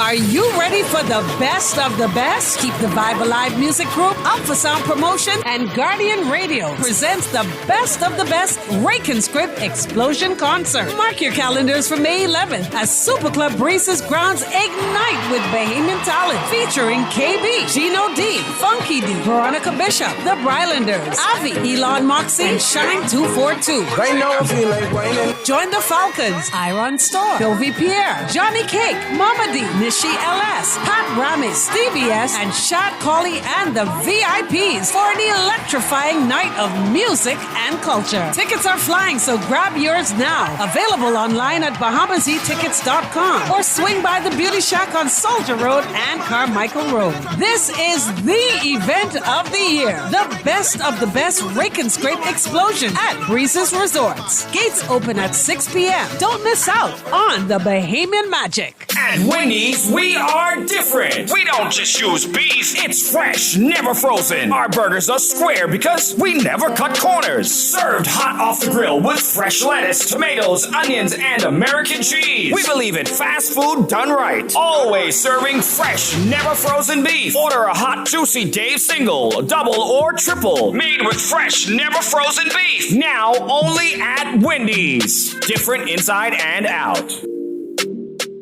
You've seen electric cars on the road, but isn't it time you drive one? Easy Car Sales invites you to experience the smooth, powerful ride and immerse yourself in the luxury and latest tech features. Find out why the Bahamas is going electric. Visit easy242.com and book your test drive now. What are you waiting for? Save money, drive smarter. There's an EV waiting for you at Easy Car Sales. This is Guardian Radio 96.9 FM, Nassau, Bahamas. Civil servants, let's go! Hey! Oh yes, this one's for you. Go! They turn up my water, turn up my light, 'cause little bit of rain did come down last night. So I dial a certain number, 1, 2, 3, 4, 5. The phone just keep on ringing, man, them people full of jive. We're back here with Morning Blend on Guardian Radio 96.9. Dwight Strachan along with Chester Robards. Coming up in just a few minutes, we're going to be talking with the GHS Alumni Association. They got some big events coming up. We got details about that. And later in business, we're talking with Focall about their secondary rights offering. All the details you need to know about that if you're looking to invest. We've got it for you this morning. That's ahead. Just want to talk about some more issues in the news. This story here, what's coming out of the courts it's been wild. God, my goodness gracious. Artesia Davis writing about this. Man fighting extradition jailed for escape. A Bahamian fighting extradition to the United States was yesterday sentenced to 4 months in prison for escape. 33-year-old Vandrick Smith is wanted in South Florida for his alleged role in a human smuggling conspiracy in which 5 migrants were killed. This is just every sentence is worse than the one before. Smith escaped from police custody on March 28th when he jumped off the prison bus in the Wolf Road area of New Providence while he and other inmates were being transported back to the Bahamas Department of Corrections. It's an exciting life. Smith ran 3 blocks before he was caught. Earlier that day, he had appeared before Magistrate Kendra Kelly for a gun possession case. Smith was arraigned yesterday before Magistrate Alton Jr. and pleaded guilty to escape. He told Allen that he feared for his life in prison as he'd allegedly been attacked. Given that Smith had no prior convictions, he was sentenced to 4 months imprisonment. Fighting extradition. Human smuggling gone wrong. People dying. Jumped off the prison bus. That was a charge, Just right? coming from, Coming from that particular charge? No, coming from the gun possession charge. Gun possession charge, Different yeah. one. Right. Different case. Got a lot going on. Yeah. Busy life. With no prior charges. You Well. got to start somewhere. Everybody starts somewhere. Oh, boy. What would have been the difference had he had the prior charges or conviction? No prior convictions. He's innocent until proven guilty. He's charged. He's accused of doing a lot. I wonder how far along they are in the extradition case. Man. So it's April now, and so March is when those folks need to make their disclosures. The elected officials and the ones holding high public office. But here's an interesting article from the Tribune. Minnis, and that's former Prime Minister Dr. Hubert Minnis. Minnis says people look at disclosures as a joke. People, as in the people who have to disclose. Must be them. Oh. Must be them. Former Prime Minister Dr. Hubert Minnis said people look at it as a joke. That was a quote regarding the filing of financial declarations as required by the Public Disclosure Act. The deadline for the disclosures is March 1st, but there's usually an extension to the 31st maybe.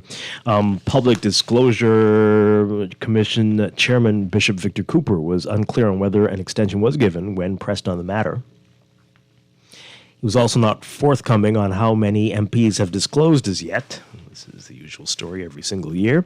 Bishop Cooper told the Tribune that he was out of town and to call the disclosure office. So he's been out of town for a long time. I think he said this weeks ago. Anyway, however, the individual to whom he referred said she was unable to give any information. Pressed again on the issue, Bishop Cooper answered, quote, well, you'll have to wait until it's released. Opposition leader Michael Pintar told the Tribune that he was unaware that there was an extension. The Public Disclosure Act empowers the opposition leader as well as the Prime Minister to act on delinquent filings. So this is where it gets interesting that Minnis would say that people look at it as a joke. Since the Prime Minister is well within his powers to do something about those jokers who don't do what they're supposed to do. But have we ever heard of one doing that? So who made it a joke? Anyway, Dr. Minnis also said that he did not know about the extension. If the extension did occur, he argued the granting of the extension shows a flippant attitude. He said, quote, extension means that you're not taking it seriously, so people look at it as a joke, and that is one of the big problems in this country. We do not enforce laws and regulations. Until we do that, you will find us, as always, in some form of deficient mode. You know, we always try to compare ourselves to first world countries or other country of similar size abroad, but those countries are disciplined. They are law-abiding. They respect each other, you know. So let's go back to basics. Let's go back to the church. What now? Let's go back to loving each other. Just not talk it, show it. Until we do these things, we're not serious. We're jokes. What's happening? Okay. Bishop Cooper indicated last year that 90% of parliamentarians had filed by March 1st, by the March 1st deadline. He added that many senators and senior civil servants failed to disclose their assets, income, and liabilities. The names of those who missed the deadline have not been revealed. The penalty for not disclosing is a $10,000 fine and or up to 2 years in prison. Right.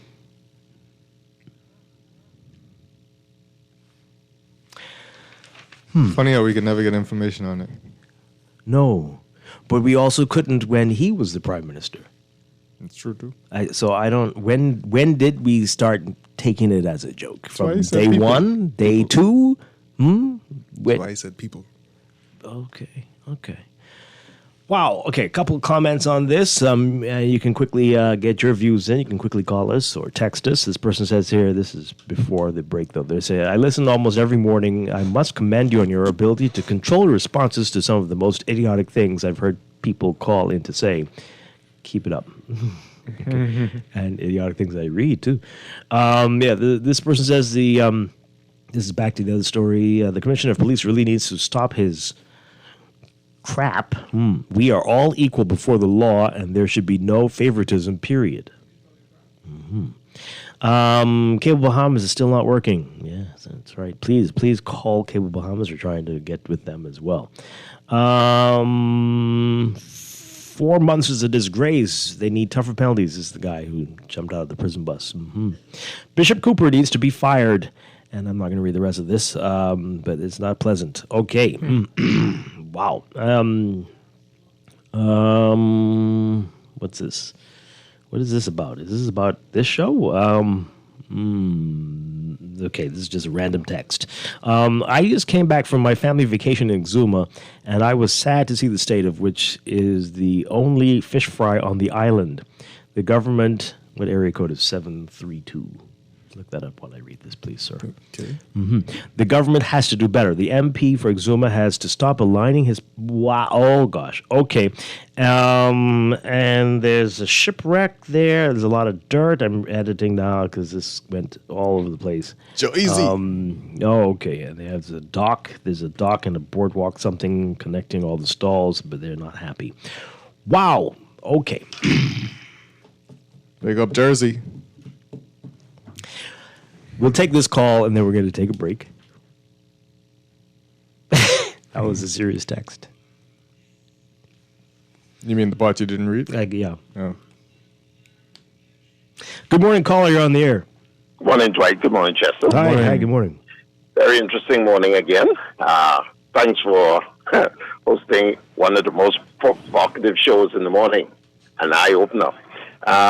Listen, the choice of words that the Commissioner of Police used is kind of unfortunate, but it also gives you a real snapshot into some of the mindsets that some persons in government really consider how to consider Bahamian people. I mean, when I say it's considerate, I'm not just pointing fingers at the Commissioner himself. Probably the person whoever wrote his verbiage, or if someone did write his verbiage. But the verbiage used in this instance shows that there's this disparity between how they look at cases for the ordinary citizen and the way how they view persons holding high office. There should be no distinction between the two. Everything's supposed to be the same applications of pursuing persons to bring justice, law and order to this country should be applied for everyone and not just, segregating the people. Because you hold in high office, that means you are given a higher priority. I can't speak for the commissioner, but I really don't think he meant it like that, right? No, well, it's a very unfortunate way to say it, but yeah, I don't think. I mean, he just wants to show that this is really awful. This is very serious, and we have to treat it as such, but not that it means more than somebody else who gets slaughtered. You know what I mean? But hey, do we lose you? Okay, we got to go to a break. When we come back, we're going to change gears. We're going to talk with the GHS Alumni Association. They've got a big event coming up. They'll tell us all about it in just a few. This is Morning Blend on Guardian Radio 96.9. One man waking the rest I'm fool. Where you going, baby? Down the road. Who you waiting for? What you just do? Sit around. What you waiting for? Who gave you that job? What time you wake start? What time you get off? Here's the show-winning art store moment from Shelley and Dee Dee. We're the only full art store in the Bahamas. If we don't have it, we make a list, and trust me, our boss can get that. If you need that, he can get that. You can find sketchbooks, acrylics, the canvases in all sizes, stencils. We have the Angelus that they use on shoes and letters. We're the only persons in Nassau that carries the Montana spray. We have the Krylon sprays, watercolor and paints, the oil, chalk paints, the alcohol paint, metallic paints, the little Floetrol, and we have cleaning products for the artists, thinning products for the artists, and Crayola colors, and glitters, pencils, the Posca markers, and pastels, oil, and the acrylic pastels, dyes. Oh yeah, we also have airbrush paint. I don't forget that part of the movie. Gift sets, hobby craft, oil, shrimp, stew, shrimp gumbo. But art supplies. We have a lot of them. Sherwin-Williams Art Store. Find color in every day. In 2023, over 9 million visitors came to the Bahamas. This year, we plan on shattering that record. That's why tourism is everyone's business. Paradise is not only found in Nassau, but throughout our 16-island destination. No matter who you are or what you do, we all have a part to play in our tourism industry. This is our country. These are our islands. This is our home. That's why tourism is everyone's business. Attention ice cream lovers! Are you ready to elevate your springtime indulgence and taste of luxury with Haagen-Dazs? For a limited time only, treat yourself to the quality of Haagen-Dazs ice cream for just $8.99 per pint. Yes, you heard that right. Indulge in the finest flavors without breaking the bank. This exclusive offer is available at all Lickety Split and Super Value locations. Experience the premium quality of Haagen-Dazs at an unbeatable price. Spring has never tasted this good. Jump, baby girl! Cable Guy is here! Since the very beginning, you have been with us. This is called wave, and this is called the internet. Okay. All right, so For over 2 decades, we've been with you every step of the way. Weibo is total class. Look at her go. She's in front. I follow me. I'm rested. So yeah, times may have changed, and so have your needs as our valued customers. But some connections stand the test of time. Rev, we're with you.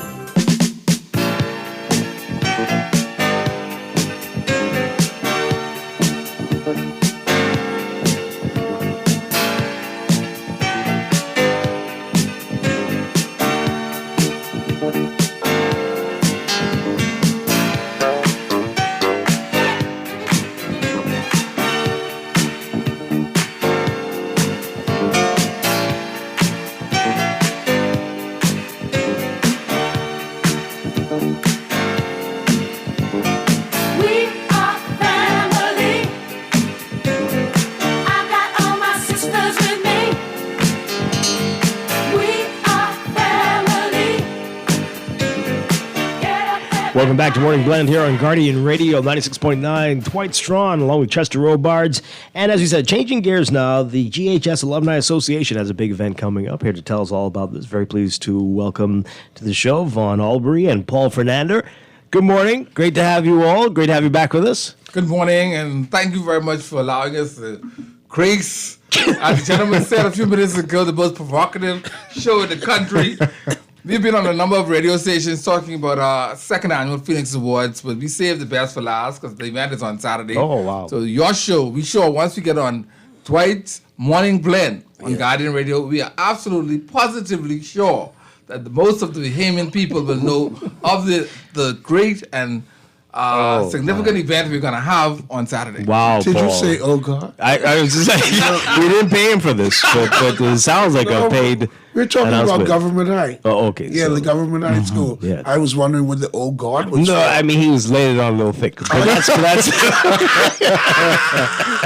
that's fine. That's fine. Look, some of your callers do it every day. We're here to talk about the second annual Government High School Alumni Association Phoenix Awards, and we basically this is the second one. Actually, the Government High School Old Scholars Association was formed in 1941 by Sir Gerald Cash, and it was around until the 60s, and then for some reason it stopped functioning. The Government High School Alumni Association, which is a non-profit organization, was registered in September 2022. So we're a relatively new organization, but we were getting ready to plan the 100th anniversary of Government High School, which was established in 1925. April 27th. Okay. Yeah. And during that steering committee meeting, they suggested we should reorganize the Alumni Association, and that's how the alumni became the alumni as you know it today. Excellent, excellent. And this would be for when the school was the Government High and the current Government High. There's only one Government High. There's only one Government High. It was 3 locations, but only one Government High school. So everybody is a part of this. Yes. From all 3 locations. All former students of Government High School that once wore the royal blue and white. Yes. Excellent, excellent. Yeah. So how many are we talking about in the association? In the association, there are hundreds, but we know that there are so many more out there who attended the Government High School, and we are proud of our tradition, and we are about to celebrate 100 years next year, April. Wow. So we have a rich history, Yeah. and the Government High School played a prominent role in the history of the modern Bahamas. So we are proud of our tradition, but we continue on even today. Tell us a little bit about that, the rich history, because people do talk about the school in such a very lofty way. What was so special about Government High School? In 1925, when it was formed, Government High School was basically designed to educate blacks and women. That's how they established it in My brother-in-law, I'm just gonna correct you there. It was not only for blacks. No. The Government High School has educated many Bahamians of different hues. In the history, that's what it says. It was to build the civil service. But it was said that it was designed specifically to educate blacks and women. So before 1925, what was happening? You had school. Most persons left school at 14. At the age of 14, learn and the trade. You had to be You have to go into a private institution like a Queen's College or only Queen's College. Only Queen's College. Yes, wow. And it was segregated then. Yes, So blacks couldn't go there. So there were other little schools. Yes, the government had the schools. Right. Around the 1920s, you see most of the schools, they look alike.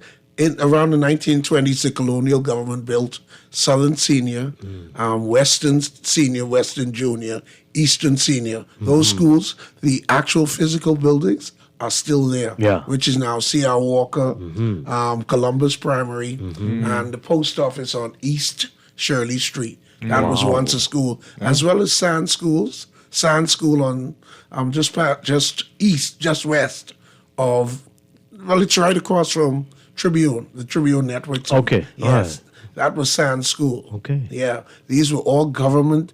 The government of the day built those schools. But generally, you had to, when you were done at 14, you look for occupation. That was that. Yes. Wow. And in 1925, when they established with 5 students.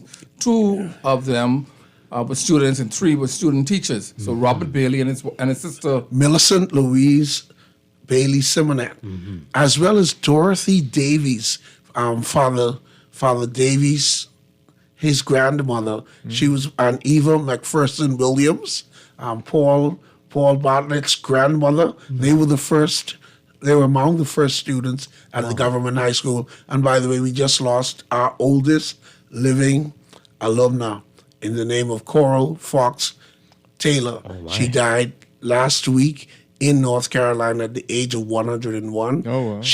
Her body is being brought back to Nassau for a funeral. Her husband was also a classmate, 1937 GHS. Father Taylor. Oh, yes, okay. Yeah, Father Taylor.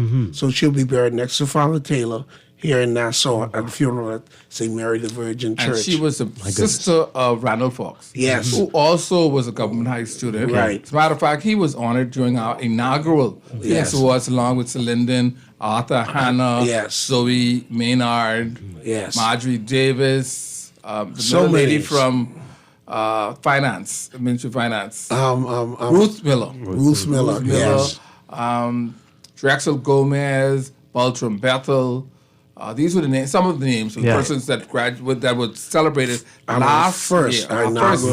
Our first PX Awards. And how many people last year? How many? 29. Wow. Okay. This year there'll be 24 honorees, and we are so proud to. The names are part of Bahamian history. This year's honorees will include our principal, Paul and I. When we went to Government High in 1971, Anatole Rogers was the first female Bahamian principal of the Government High School. She's also a former student at Government High. And teacher. And a teacher. So Anatole Rogers is one of our honorees, as well as Sir Gerald Cash, former Governor General, Paul Adderley, former Attorney General and Minister of Education, Sir Kendall Isaacs. He was the first head boy at the Government High School in 1942.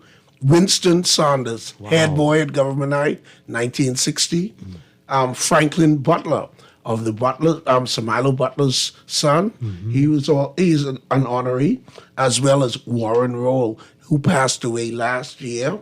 Vernell Albury and Bristol. She was the first head girl at the government high school along with Kendall Isaacs in 42. She's my father's sister. Wow. Yes, former principal, the Honorable George Mackey, Fox Hill, God bless. Yes, he's being honored. Sir Arlington Butler, former Speaker of the House of Assembly.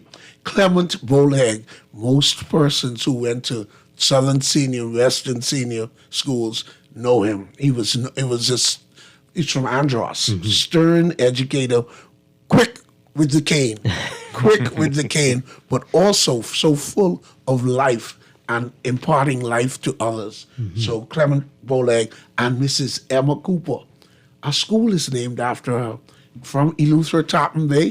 She was a Carey. Emma Carey Cooper, proud alumna of the government high school. Excellent. Those are our honorees who will be honored posthumously. Yes. And Paul then has a the list Phoenix of those. Awards, Lifetime Achievement Awards, they go to Rupert Roberts.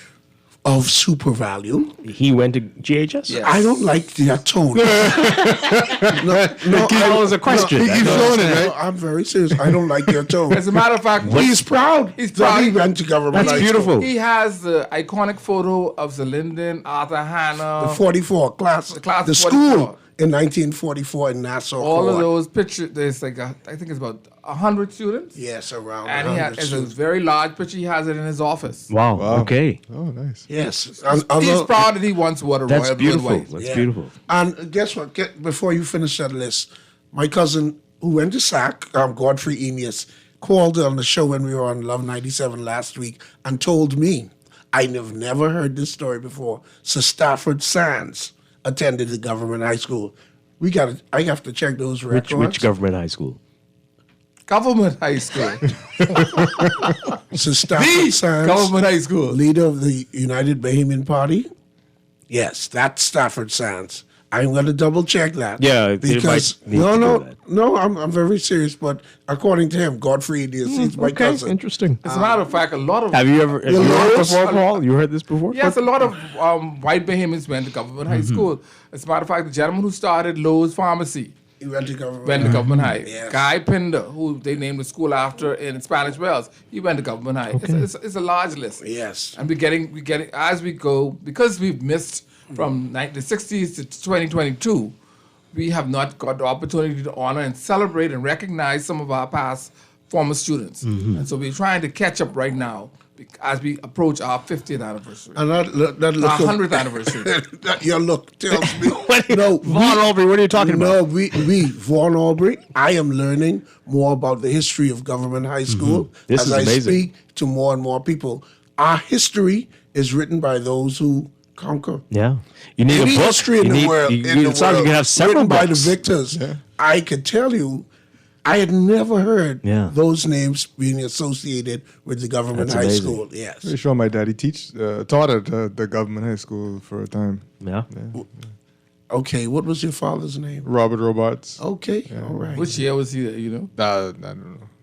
Sometime As a in matter the, of fact, sometime in the 80s, Former, the 70s, former, late 70s. former Prime Minister, matriculated at government high as well, Mr. Perry Christie. Okay. Yes. Oh, yeah. He was thrown out of the government high school. That's why I said matriculated.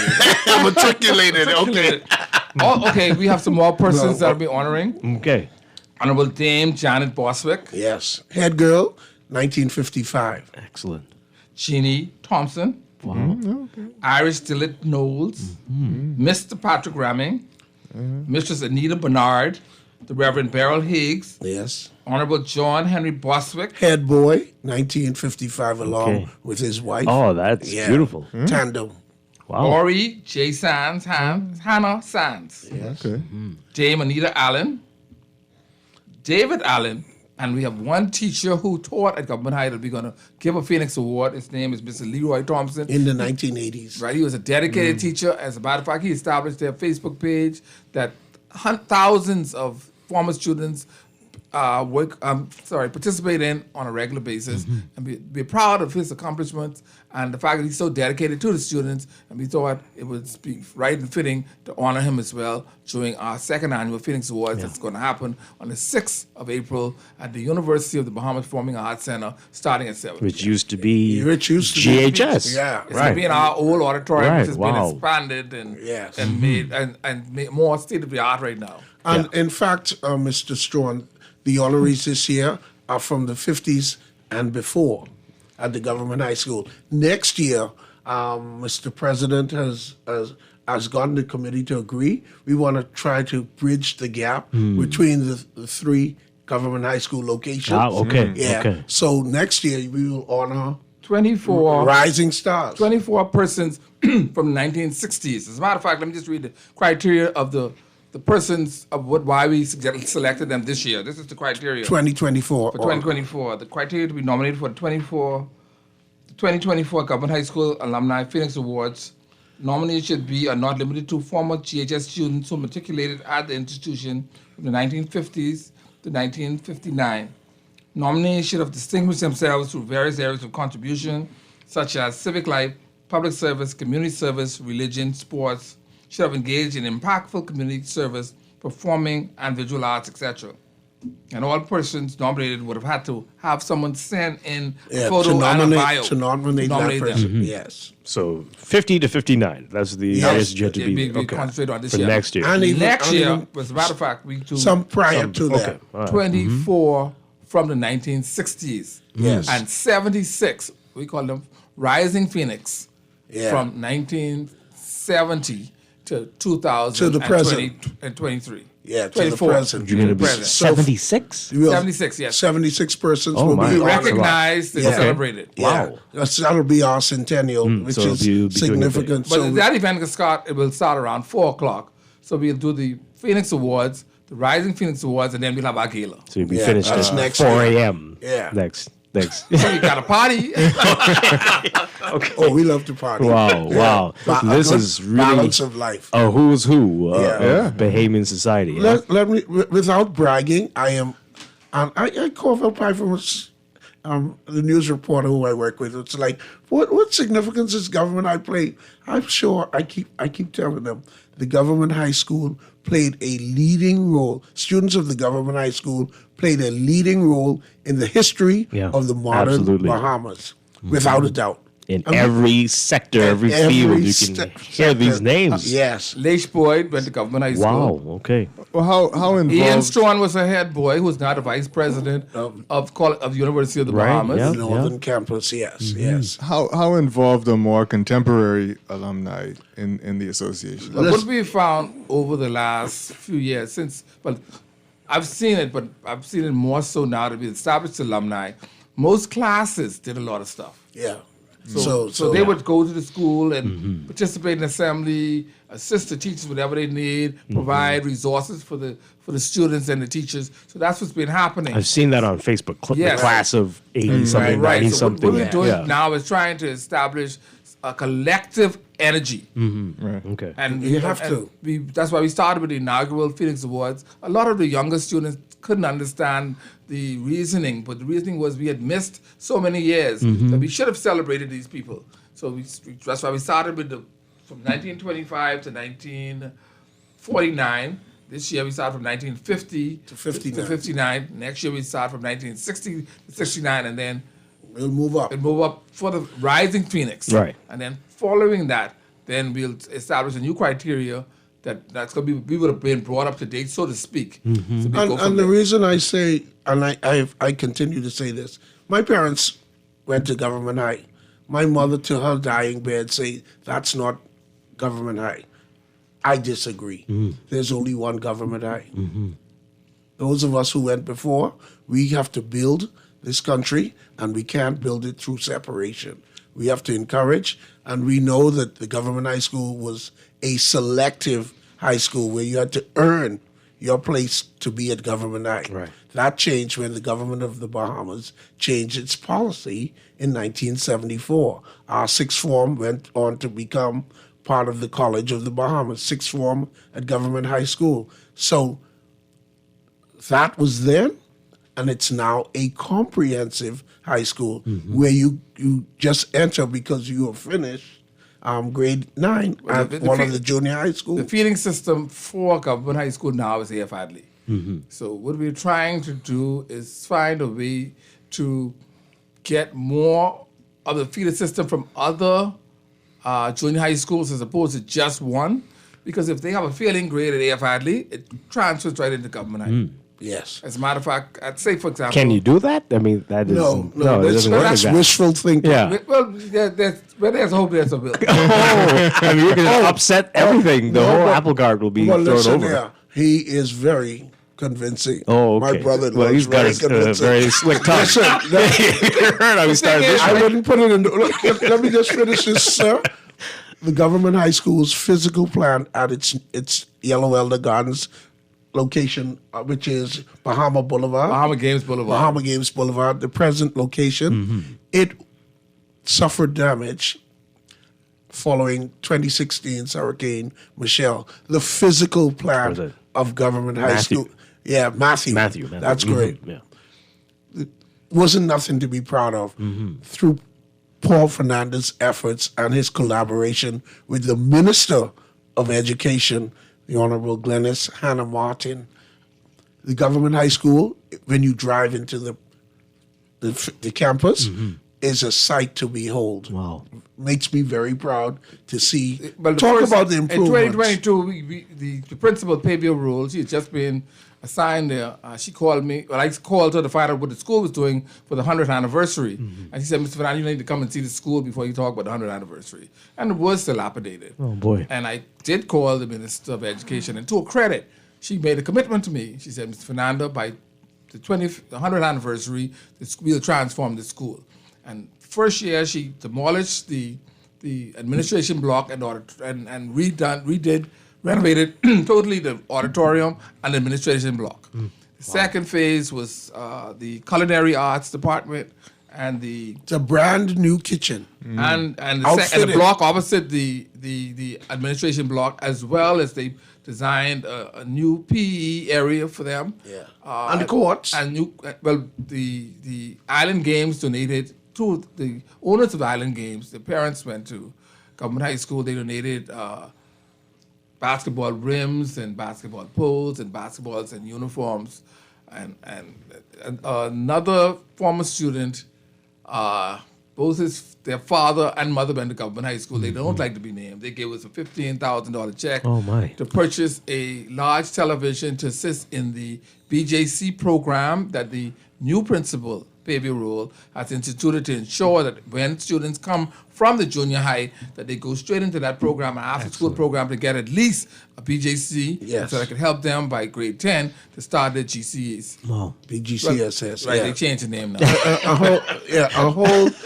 The focus is on assisting those students to come out of school with something, as opposed to coming out with nothing. Just a leaving certificate. So you see where the focus is at. The focus is on the students, and I make this appeal to all government high school alumni out there, and in fact, to all Bahamians out there. You don't hear this often, especially with public schools, unfortunately. Help your neighbors, help the children who live around you. Not only yours, because we need to build this country. This is our country, and we complain about it. Let's be active, do something, reach one, help to educate one. And school pride, school spirit is very important. When you have that, it just seems like you will do better in school and once you leave school. It's a feeling that does not leave you. Yeah. I lament, when we were in government high, we couldn't walk even outside with our shirts out of our pants. But that has totally changed. But we've been out of school 48 years this year, so the Bahamas itself has changed dramatically. Wow. So we have to institute pride in our surroundings, where we live. Clean our door before we go and try and clean somebody or talk about somebody else's door. Before we go past, I know you can ask the question, when you said, is it the government high, the old, the government high is a mindset. If you went to government high school, your favorite subject was lunch or PE, right? then you can't say you've been to the government high school, no matter which year you went there. Right. If you went to government high school and you took advantage of the free education it's given you and you make something of yourself, you could be proud to say you went to the government high school, and that's the mindset.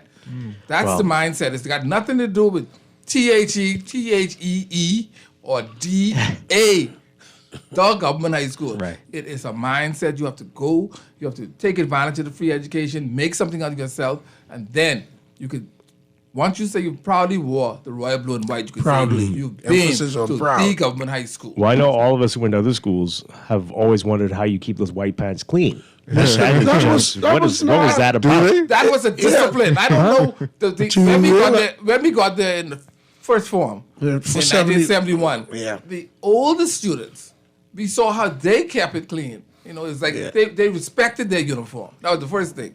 They respected their uniform, so it just came right down. So you realize that if this 17, 18-year-old person could keep her pants clean, at least at be 11, 12. And how we can many keep our hands decades clean. have we been wearing white? Yeah, the other schools which wore white, they've now changed. abandoned it, A.F. Adderley wore orange shirts and white pants. Oh, really? R.M. Bailey wore the that. striped Kentucky uniform. Yes, and white pants. But they have all changed. Right. It's a mindset.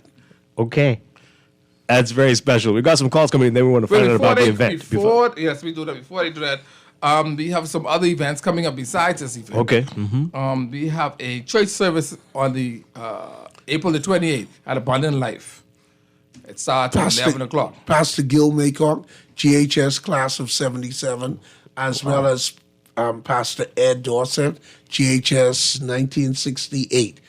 They will be heading the service. We have a golf tournament October the 5th and 6th at the 9-hole golf course. What date? The 5th and 6th of October. October. Yeah, we were Okay. planning to have a golf tournament this month at the Royal Blue, because it's called the Royal Blue Government High School Alumni Golf Tournament. And we wanted to have it at the Royal Blue, but the cost was prohibitive. It was $250 per person. So now, being at the 9-hole golf course, it's now $50. Right across the street. Right, $50 for students and for juniors, and $100 for adults. We still have tickets for Saturday's event. Yeah, well, let's get to that in a second. Let's take this call really quickly, and then we'll get to what people need to know about Saturday.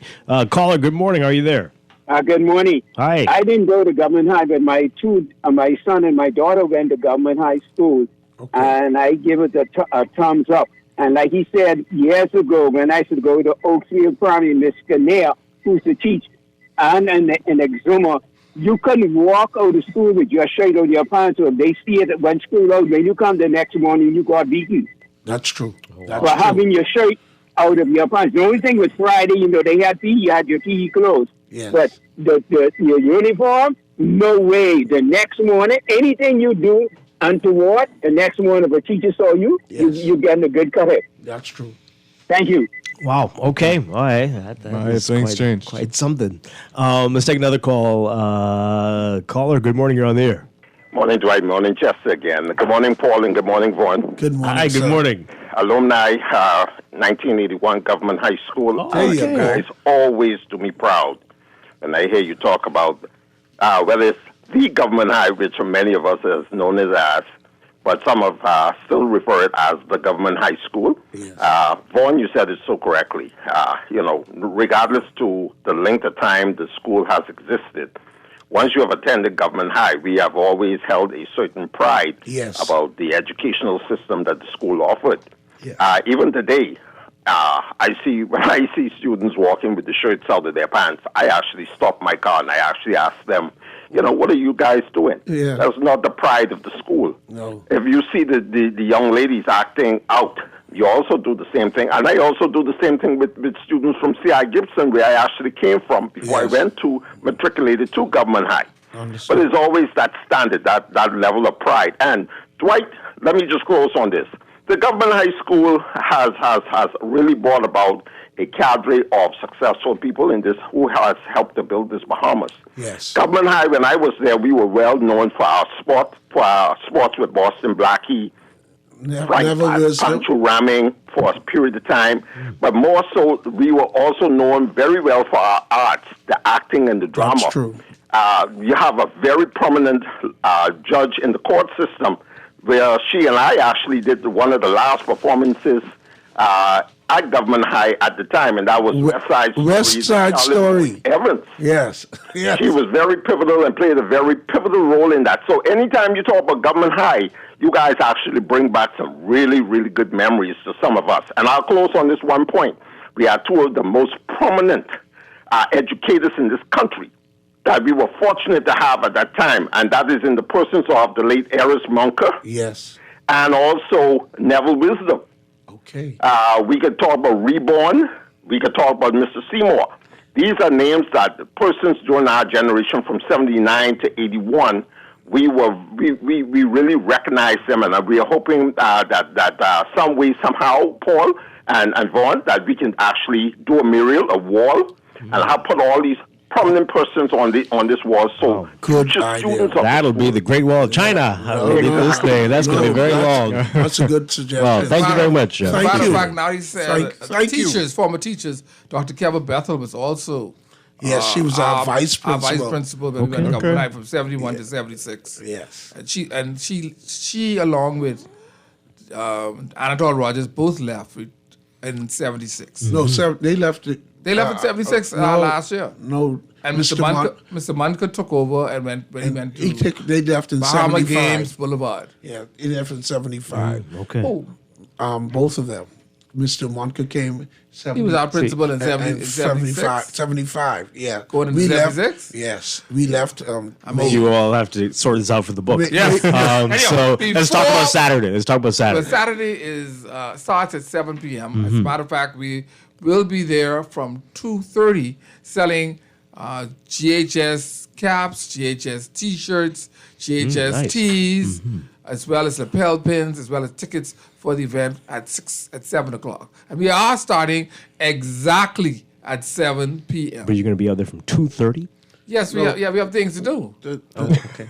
We have to set up and we have to sell our GHS merchandise. And And then we have the tickets for the event are $60. Yes. And so those who still want to purchase tickets, you can come there at the Center for the Performing Arts. Still have tickets available. Yes, Okay. but the Government High School Alumni Association, not just Vaughn and I. As a matter of fact, we have Christine Cooper, who's our secretary. She's class of 1976. Sandra Archer, she's assistant secretary, class of 68.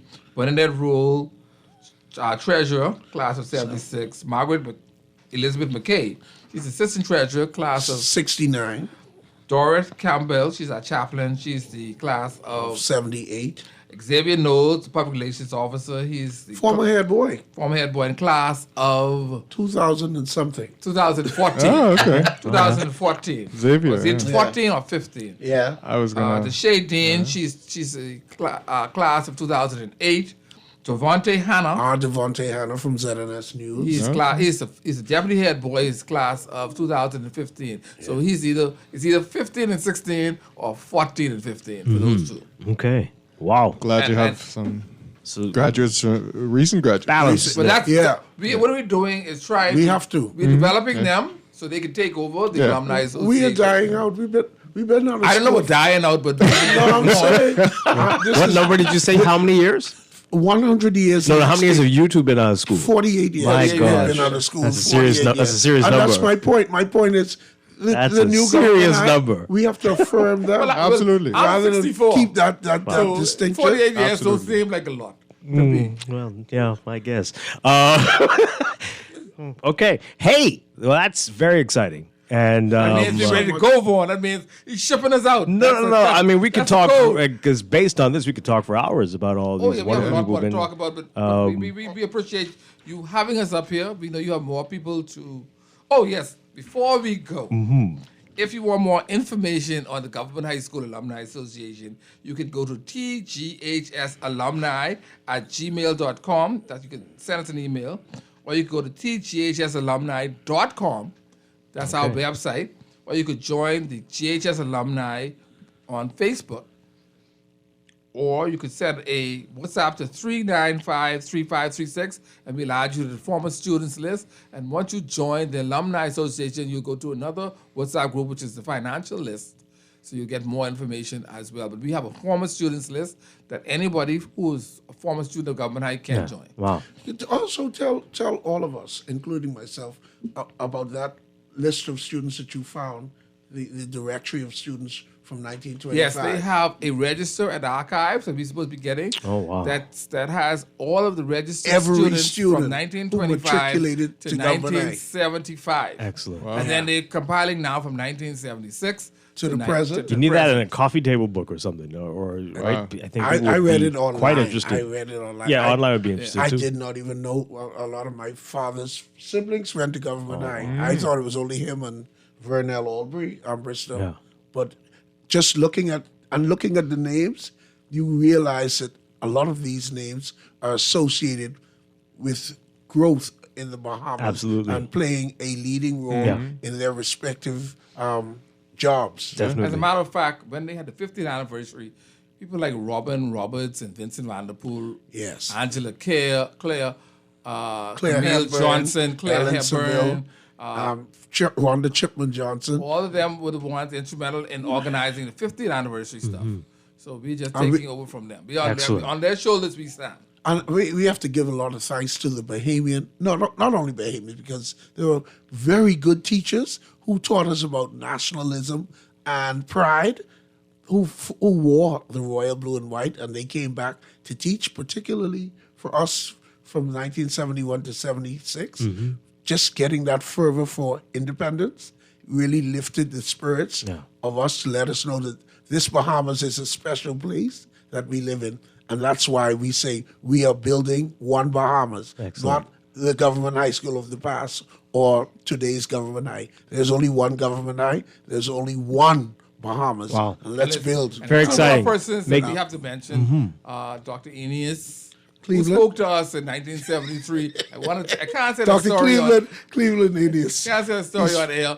But also Marjorie Davis went to Government High. Right. Both of them were honored last year, along with Randall Fox and many others. And many Dr. others. Cyril Yeah. Vanderpool, the names I remember. But Saturday promises. You're making us feel very envious about not going to GHS. And but that's this what I is- keep this is telling wonderful Corval stuff. Python. I know it's because you didn't go to the government high school, but just understand that we are following on the footsteps of what persons already did to build this Commonwealth of the Bahamas. Excellent stuff. Excellent stuff. Well, hey, we see the excitement, we feel it, and it looks like you're going to have a great time on Saturday. Where can people buy tickets again if they want them? Well, the Center tickets will for be Performing available Arts. at the Oh, Center you for can get Performing it there, Arts but- on Saturday. Okay, on Starting On at 2. Saturday.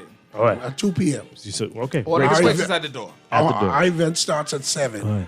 Great stuff. Exactly at 7 p.m. 6:59.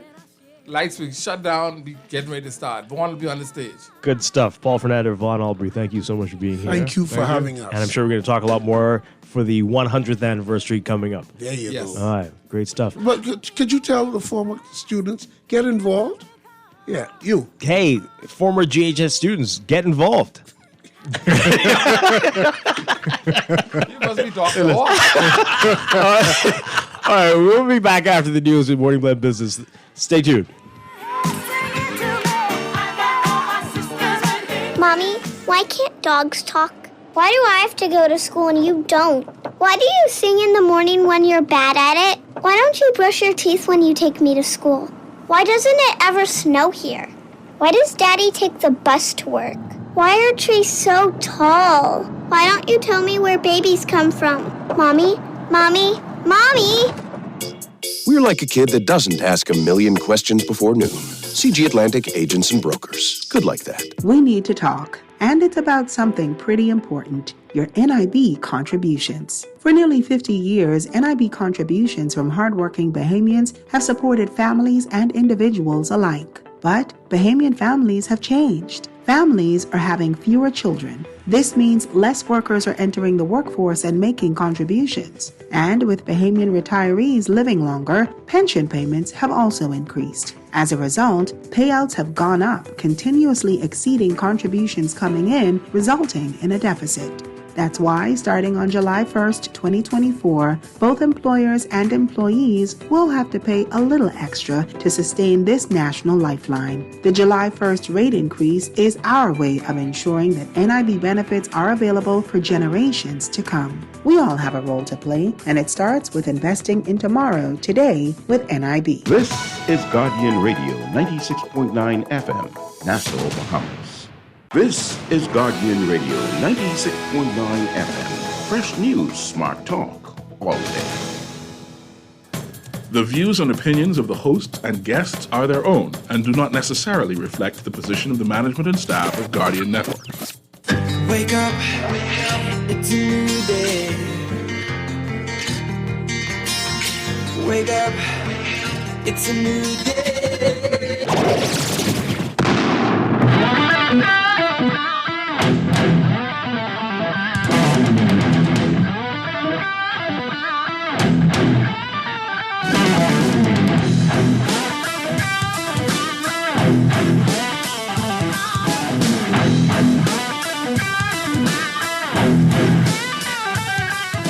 Good morning and welcome to Morning Blend Business on this Wednesday, April 3rd, 2024. Welcome back to our Morning Blend listeners. Once again, I'm Dwight Strachan along with Chester Robards.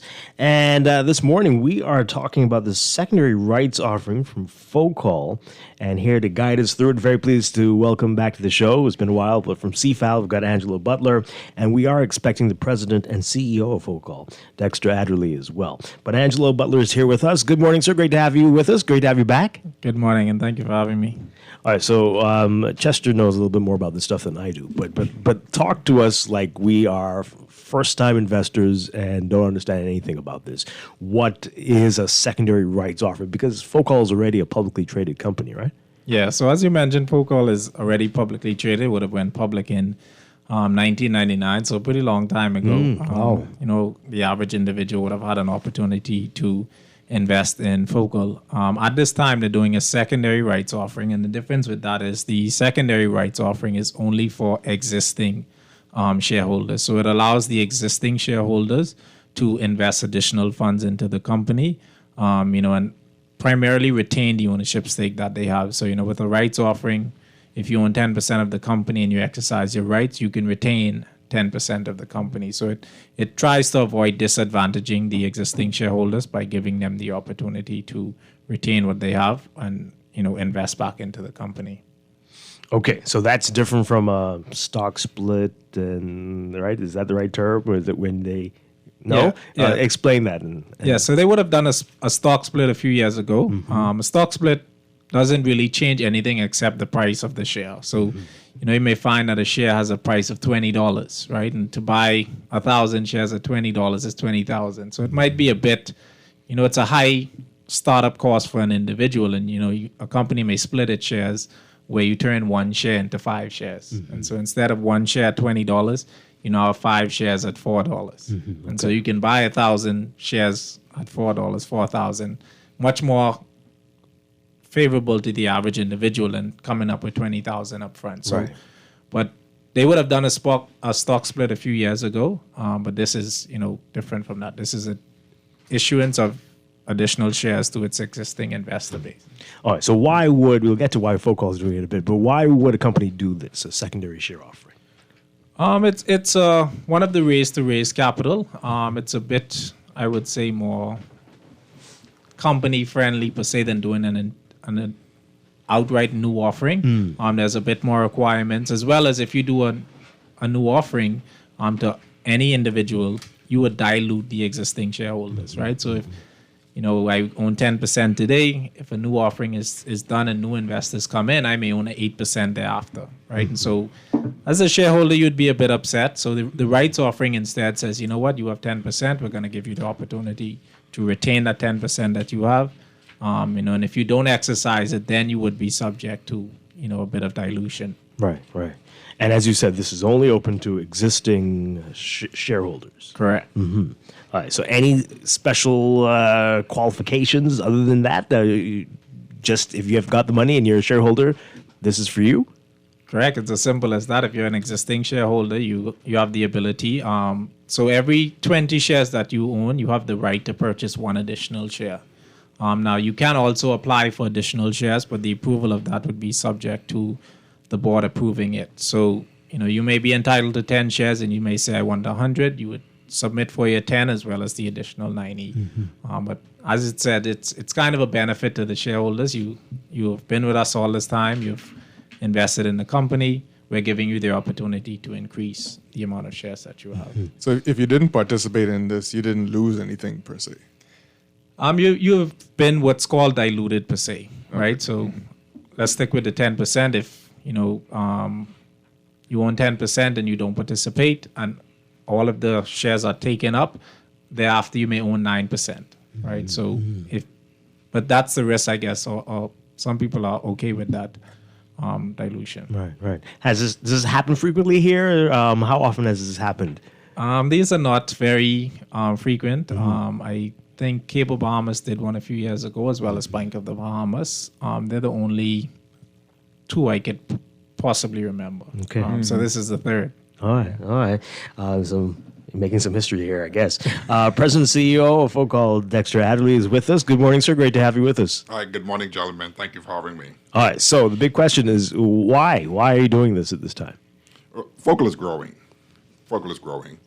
Our current chairman would have mentioned a few weeks back that the organization is pregnant with opportunities. And that is very true in every sector of our business. Starting from the retail sector, where we're expanding, we're offering new services, new product offerings, and expanding. All the way to other segments like shipping. This year, we are introducing, for the first time in probably recent history in the industry, we're introducing 2 brand new ships this summer to our fleet. And that's to further support the growth in the Family Islands and in Turks and Caicos, and we're very proud of that. The opportunities range into renewable energy. This summer, we are scheduled to break ground on our 5-megawatt solar power plant in Grand Bahama, where our company started. We're very proud of this. This is going to provide clean, renewable energy to the people of Grand Bahama, and we're very fortunate and grateful to the Grand Bahama Power Company for giving us this opportunity to do so.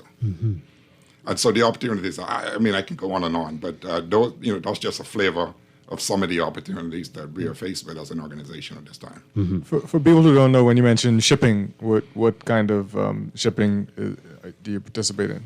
Well, we have a shipping company. We are a partner in a shipping company that moves import products into the country and redistribute it throughout the Family Islands and Turks and Caicos.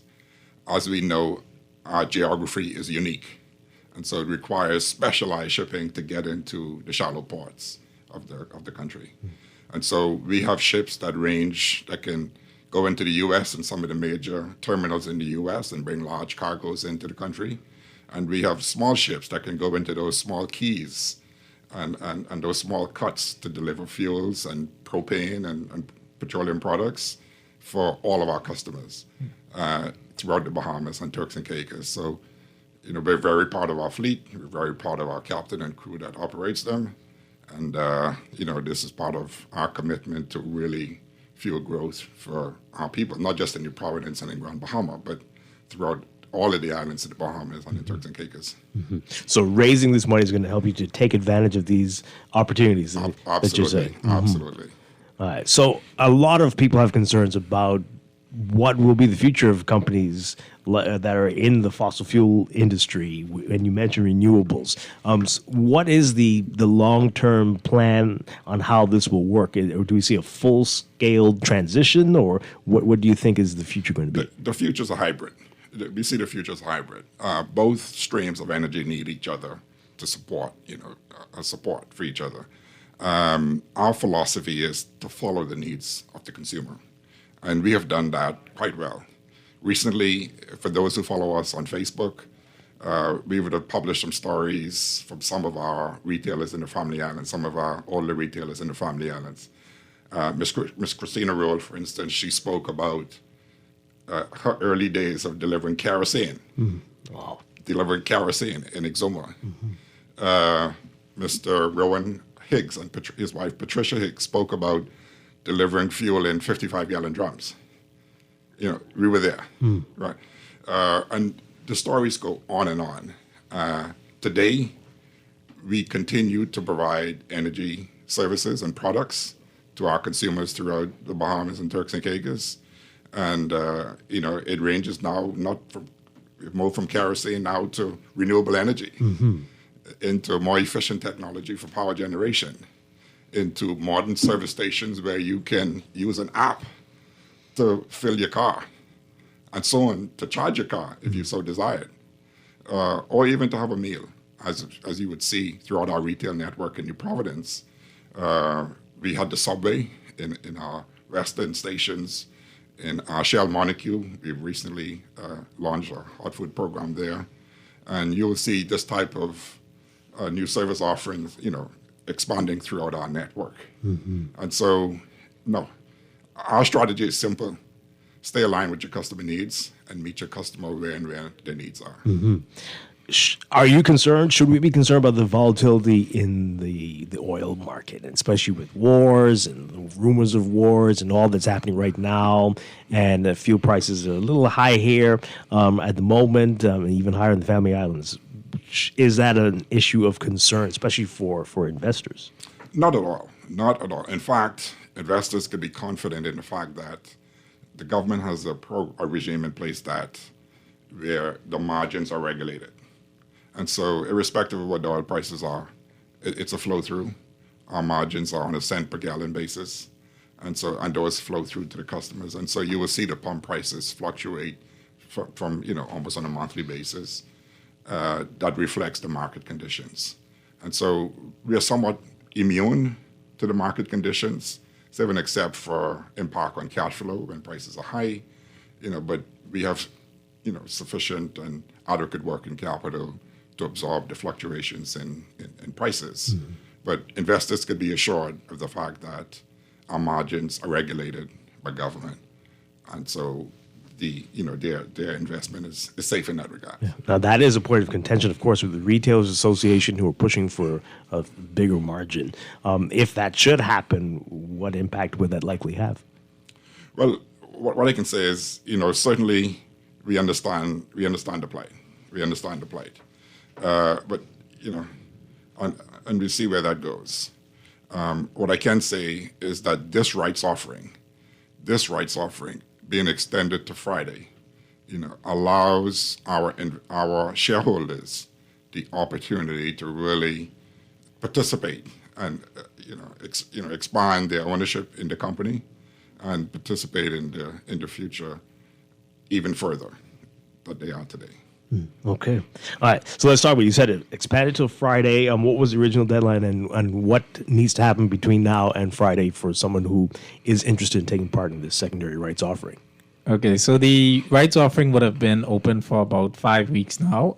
We started on February 21st, and it was originally set to close on March 22nd.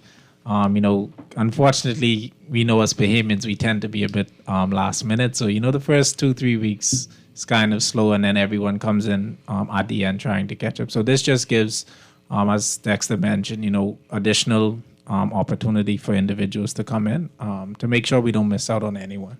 Dexter, you want to add something? So get a little closer to the mic, please. So you talk about investors, and just to give you a little bit of history on persons who would have invested in the company when it first went public in 1999. So an investor who would have purchased 1,000 shares at a price of $5 would have invested $5,000 in the company in 1999. Today, being nearly 25 years later, is among probably the first time that new shares are being made available to its shareholders. Those shareholders who made that investment nearly 25 years ago those shares are now valued at $65,000. Wow. The initial investment being $5,000. And over that period of time, they would have received over $22,000 in dividend payment. In fact, we're very proud of the fact that Focal has never missed a dividend payment in its history. We don't ever intend to. And so in nearly 25 years, an investment of $5,000, that investor would have seen a gain of $82,000 in their portfolio. Yeah, that's impressive. Yeah. So people listening, like, okay, well, but this is for existing shareholders. Yeah. I want to get a piece of this. What do I do? What can I do to be a part of this?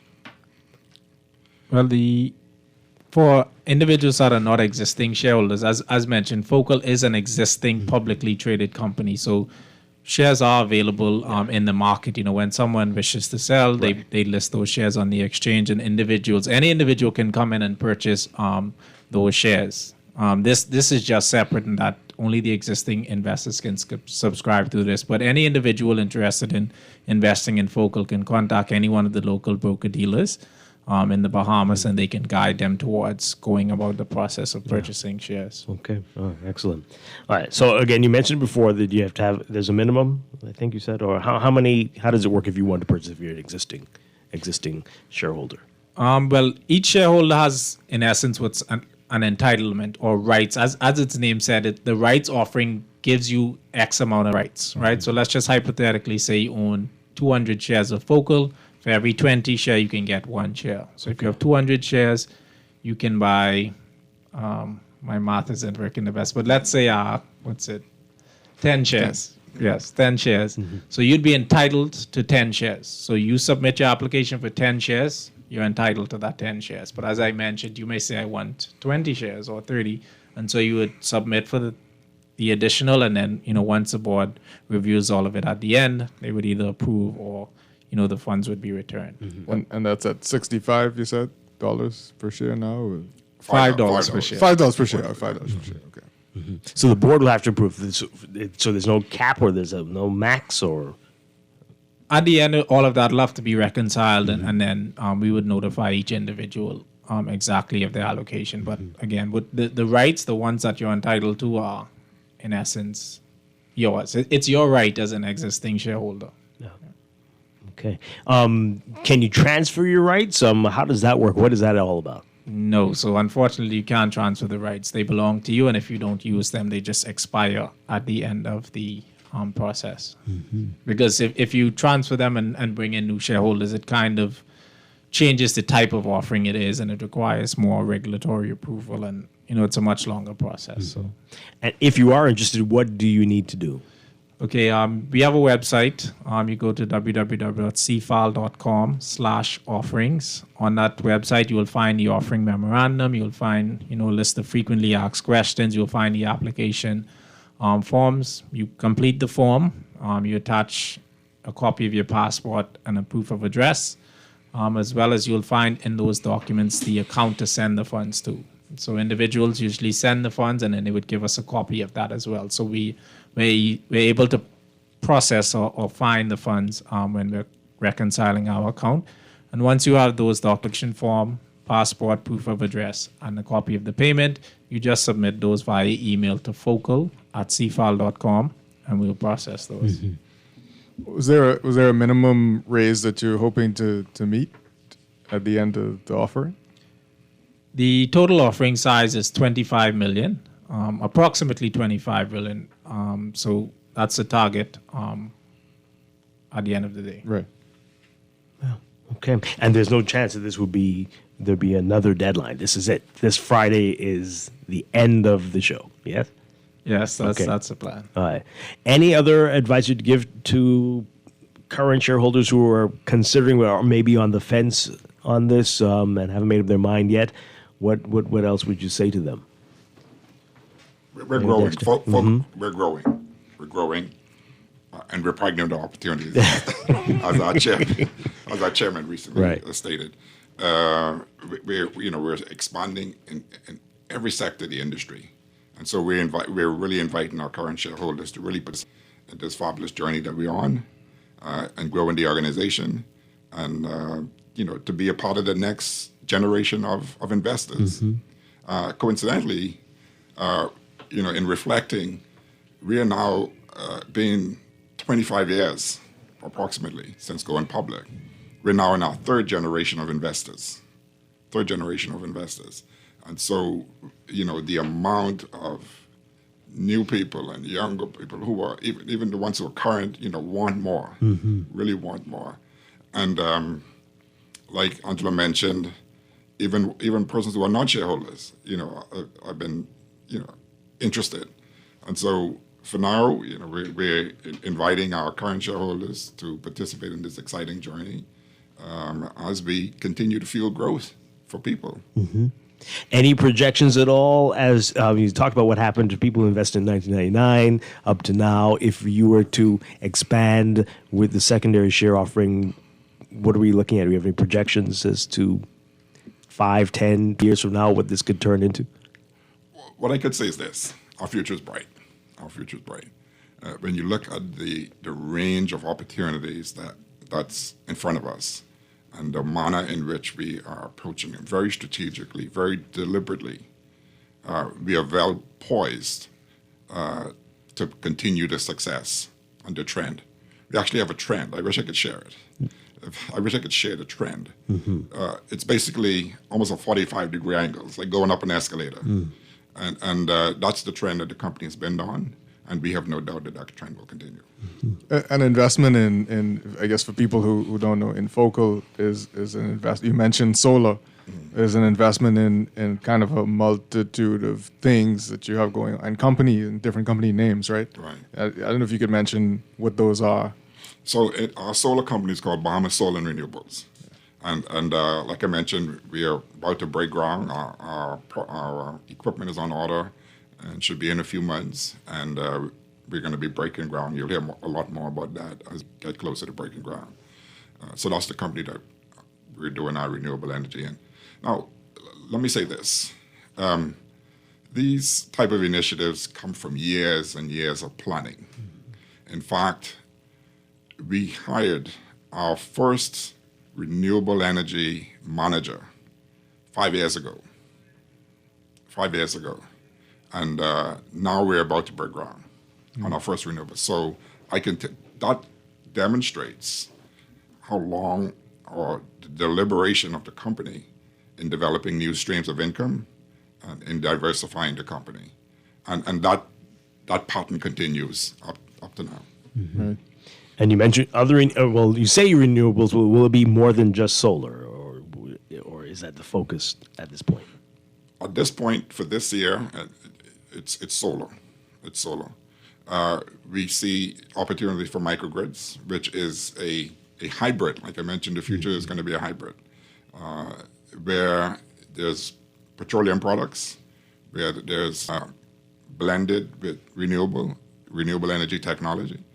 And we feel our organization is probably, let me put it this way, very well positioned, to meet those type of needs in the future. How has SmartPass done since you launched it? Have you seen more people come to your stations now? Incredibly well. We have thousands of customers on the platform. I wish they could share their story. It's seamless. The integration is seamless. You pull up to the pump, and with a QR code, you can authorize the pump in a few seconds and pay from the comfort of your car. What that does, that allows our customer service champions to continue to service you, but be more focused on you and what your needs are, as opposed to just running cash back and forth. And so that is going extremely well. We are continuing to invest in that, and that, that's part of the future. Deploying our technology to improve the efficiency, to improve safety and customer service. All right, Angela Butler, one more time, and let people know what to do if they are existing shareholders and want to take part in the secondary rights offering. Yeah, so the offering, as mentioned, was extended to this Friday. So again, you can visit our website, www.cfal.com/offerings. All of the documents are there. Or if you wish, you could send us an email at focal@cfal.com. We try to help, as best as can. So, some people say they have difficulties accessing websites and stuff. So we can send you documents if you need. You can come into our office. We can print you a copy. You bring your passport and what's not, we can, scan them for you. We're there to help persons as possible, but for most people, they can do all of it online. Again, you just attach the application form, passport, proof of address, and a copy of the payment where the funds were sent to us, email that to us, and it's as simple as that. Okay. All right. And people will know how soon before they know what's been accepted or not? I would say middle of next week. We should be able to confirm all of that. Excellent. All right. Very exciting. Angela Butler from CFAL and, of course, President and CEO of FOCAL, Dexter Adderley, thank you so much for being with us this morning, and good luck. Thank you. Thank you, gentlemen, for having us. Thank you. We're going to take a break, and I'll be back with our final few minutes of Morning Blend Business here on Guardian Radio 96.9. Stay with us.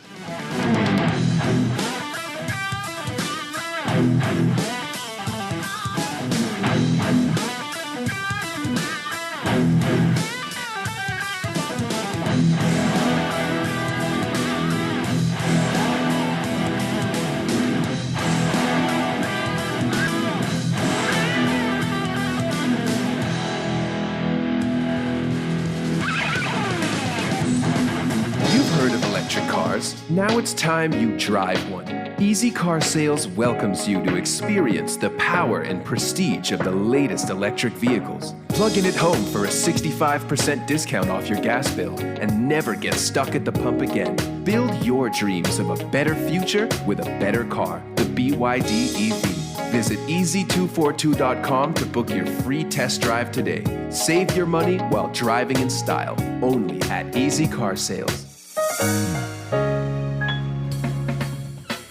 All those loans I had were so overwhelming. Fidelity's debt consolidation loan combined all my loan payments into one easy payment with a built-in savings plan that pays me unbeatable interest. It's time to make that move to Fidelity.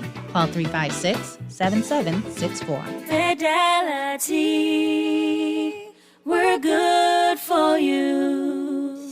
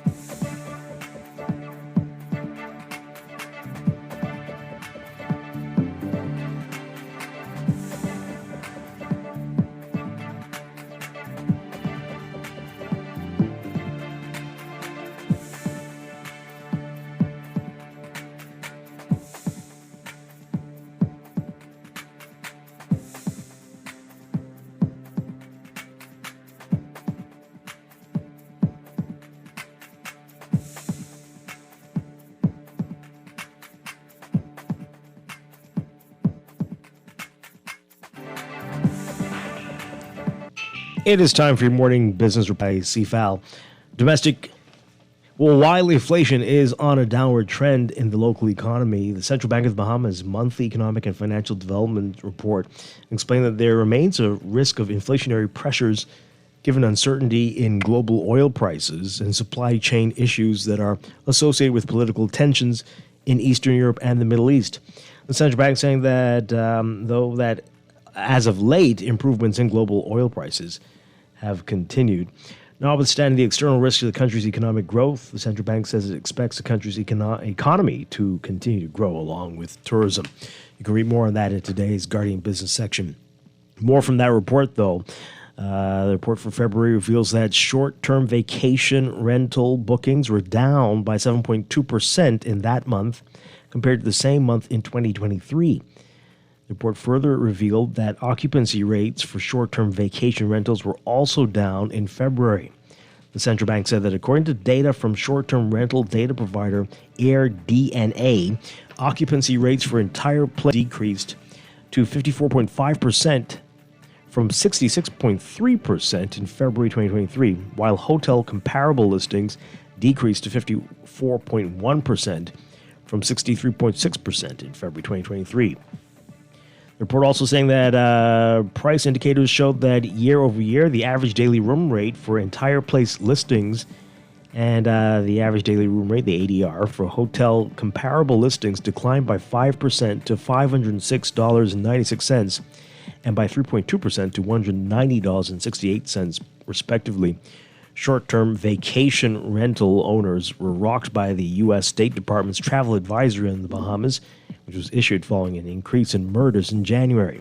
Some owners noted cancellations and worried that the travel advisory would do long-term damage.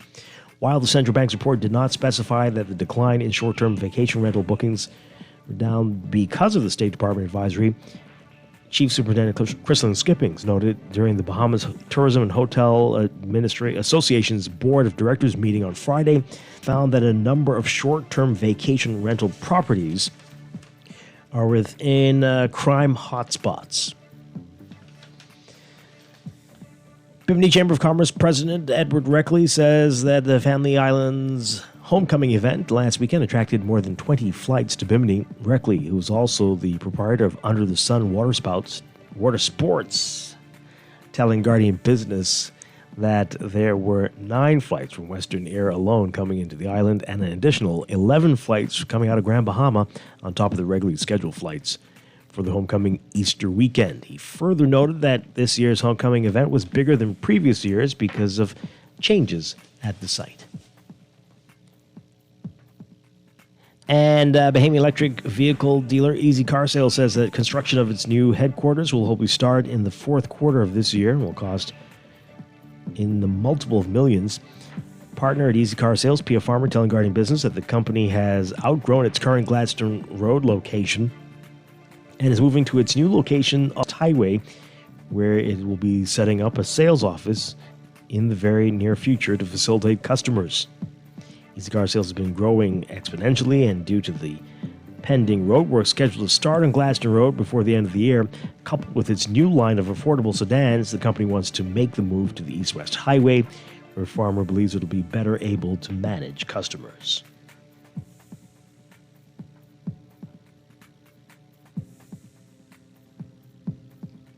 Overseas, the inflation that has squeezed European shoppers fell more than expected in March to 2.4% as cost spikes in the grocery aisle eased, and the overall price rises headed down in 2 of the biggest economies, Germany and France. The annual figure for the 20 countries that use the euro currency came in below the 2.5% predicted by financial markets and brings the European Central Bank ever closer to its inflation goal of 2%. But analysts say the decline from 2.6% in February, though welcome, would likely not be enough to move up the ECB's first interest rate. Bank's rate-setting council meets next week, but the first reduction in borrowing costs is not expected until June, despite an economy that's failing to grow, according to analysts. Food inflation fell to 2.7% from 3.9%, and energy prices dropped by 1.8%. That's according to numbers released Wednesday today by Eurostat, the European Union Statistics Agency. Meanwhile, core inflation, which includes volatile food and energy costs, eased to 2.9% from 3.1% in February.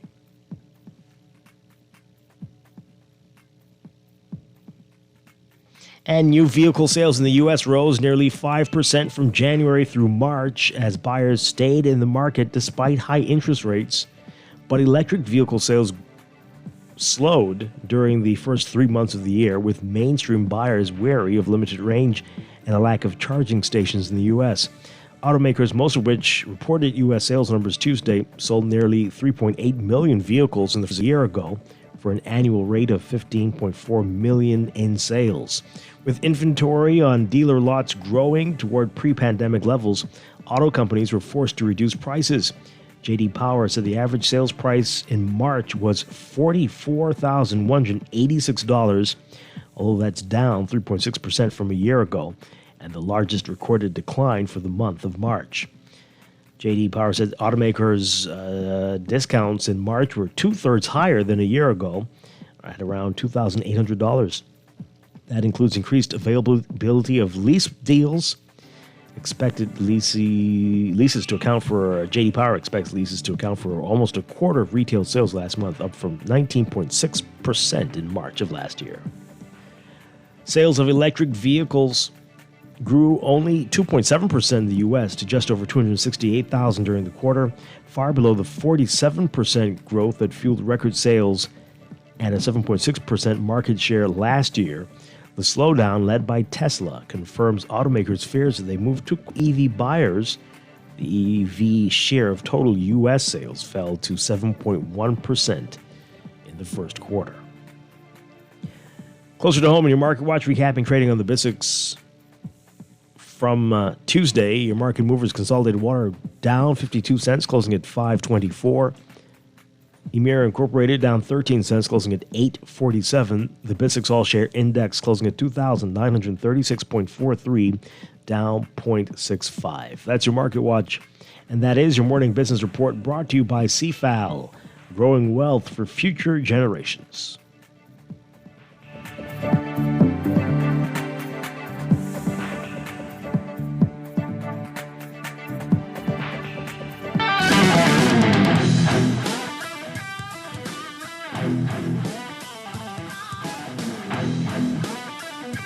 Hey, it's almost 10 o'clock already. Chester Robards. Wow. So I think that's going to do it for us today. Yes, sir. Yeah, I'll be back tomorrow morning, and I'll see you next week. Yes. Yeah.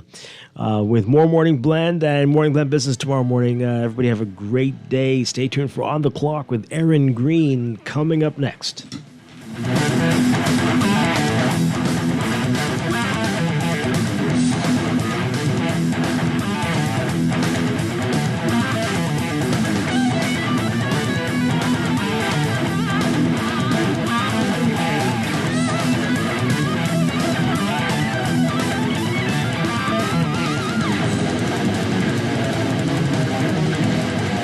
This is Guardian Radio 96.9 FM, Nassau, Bahamas.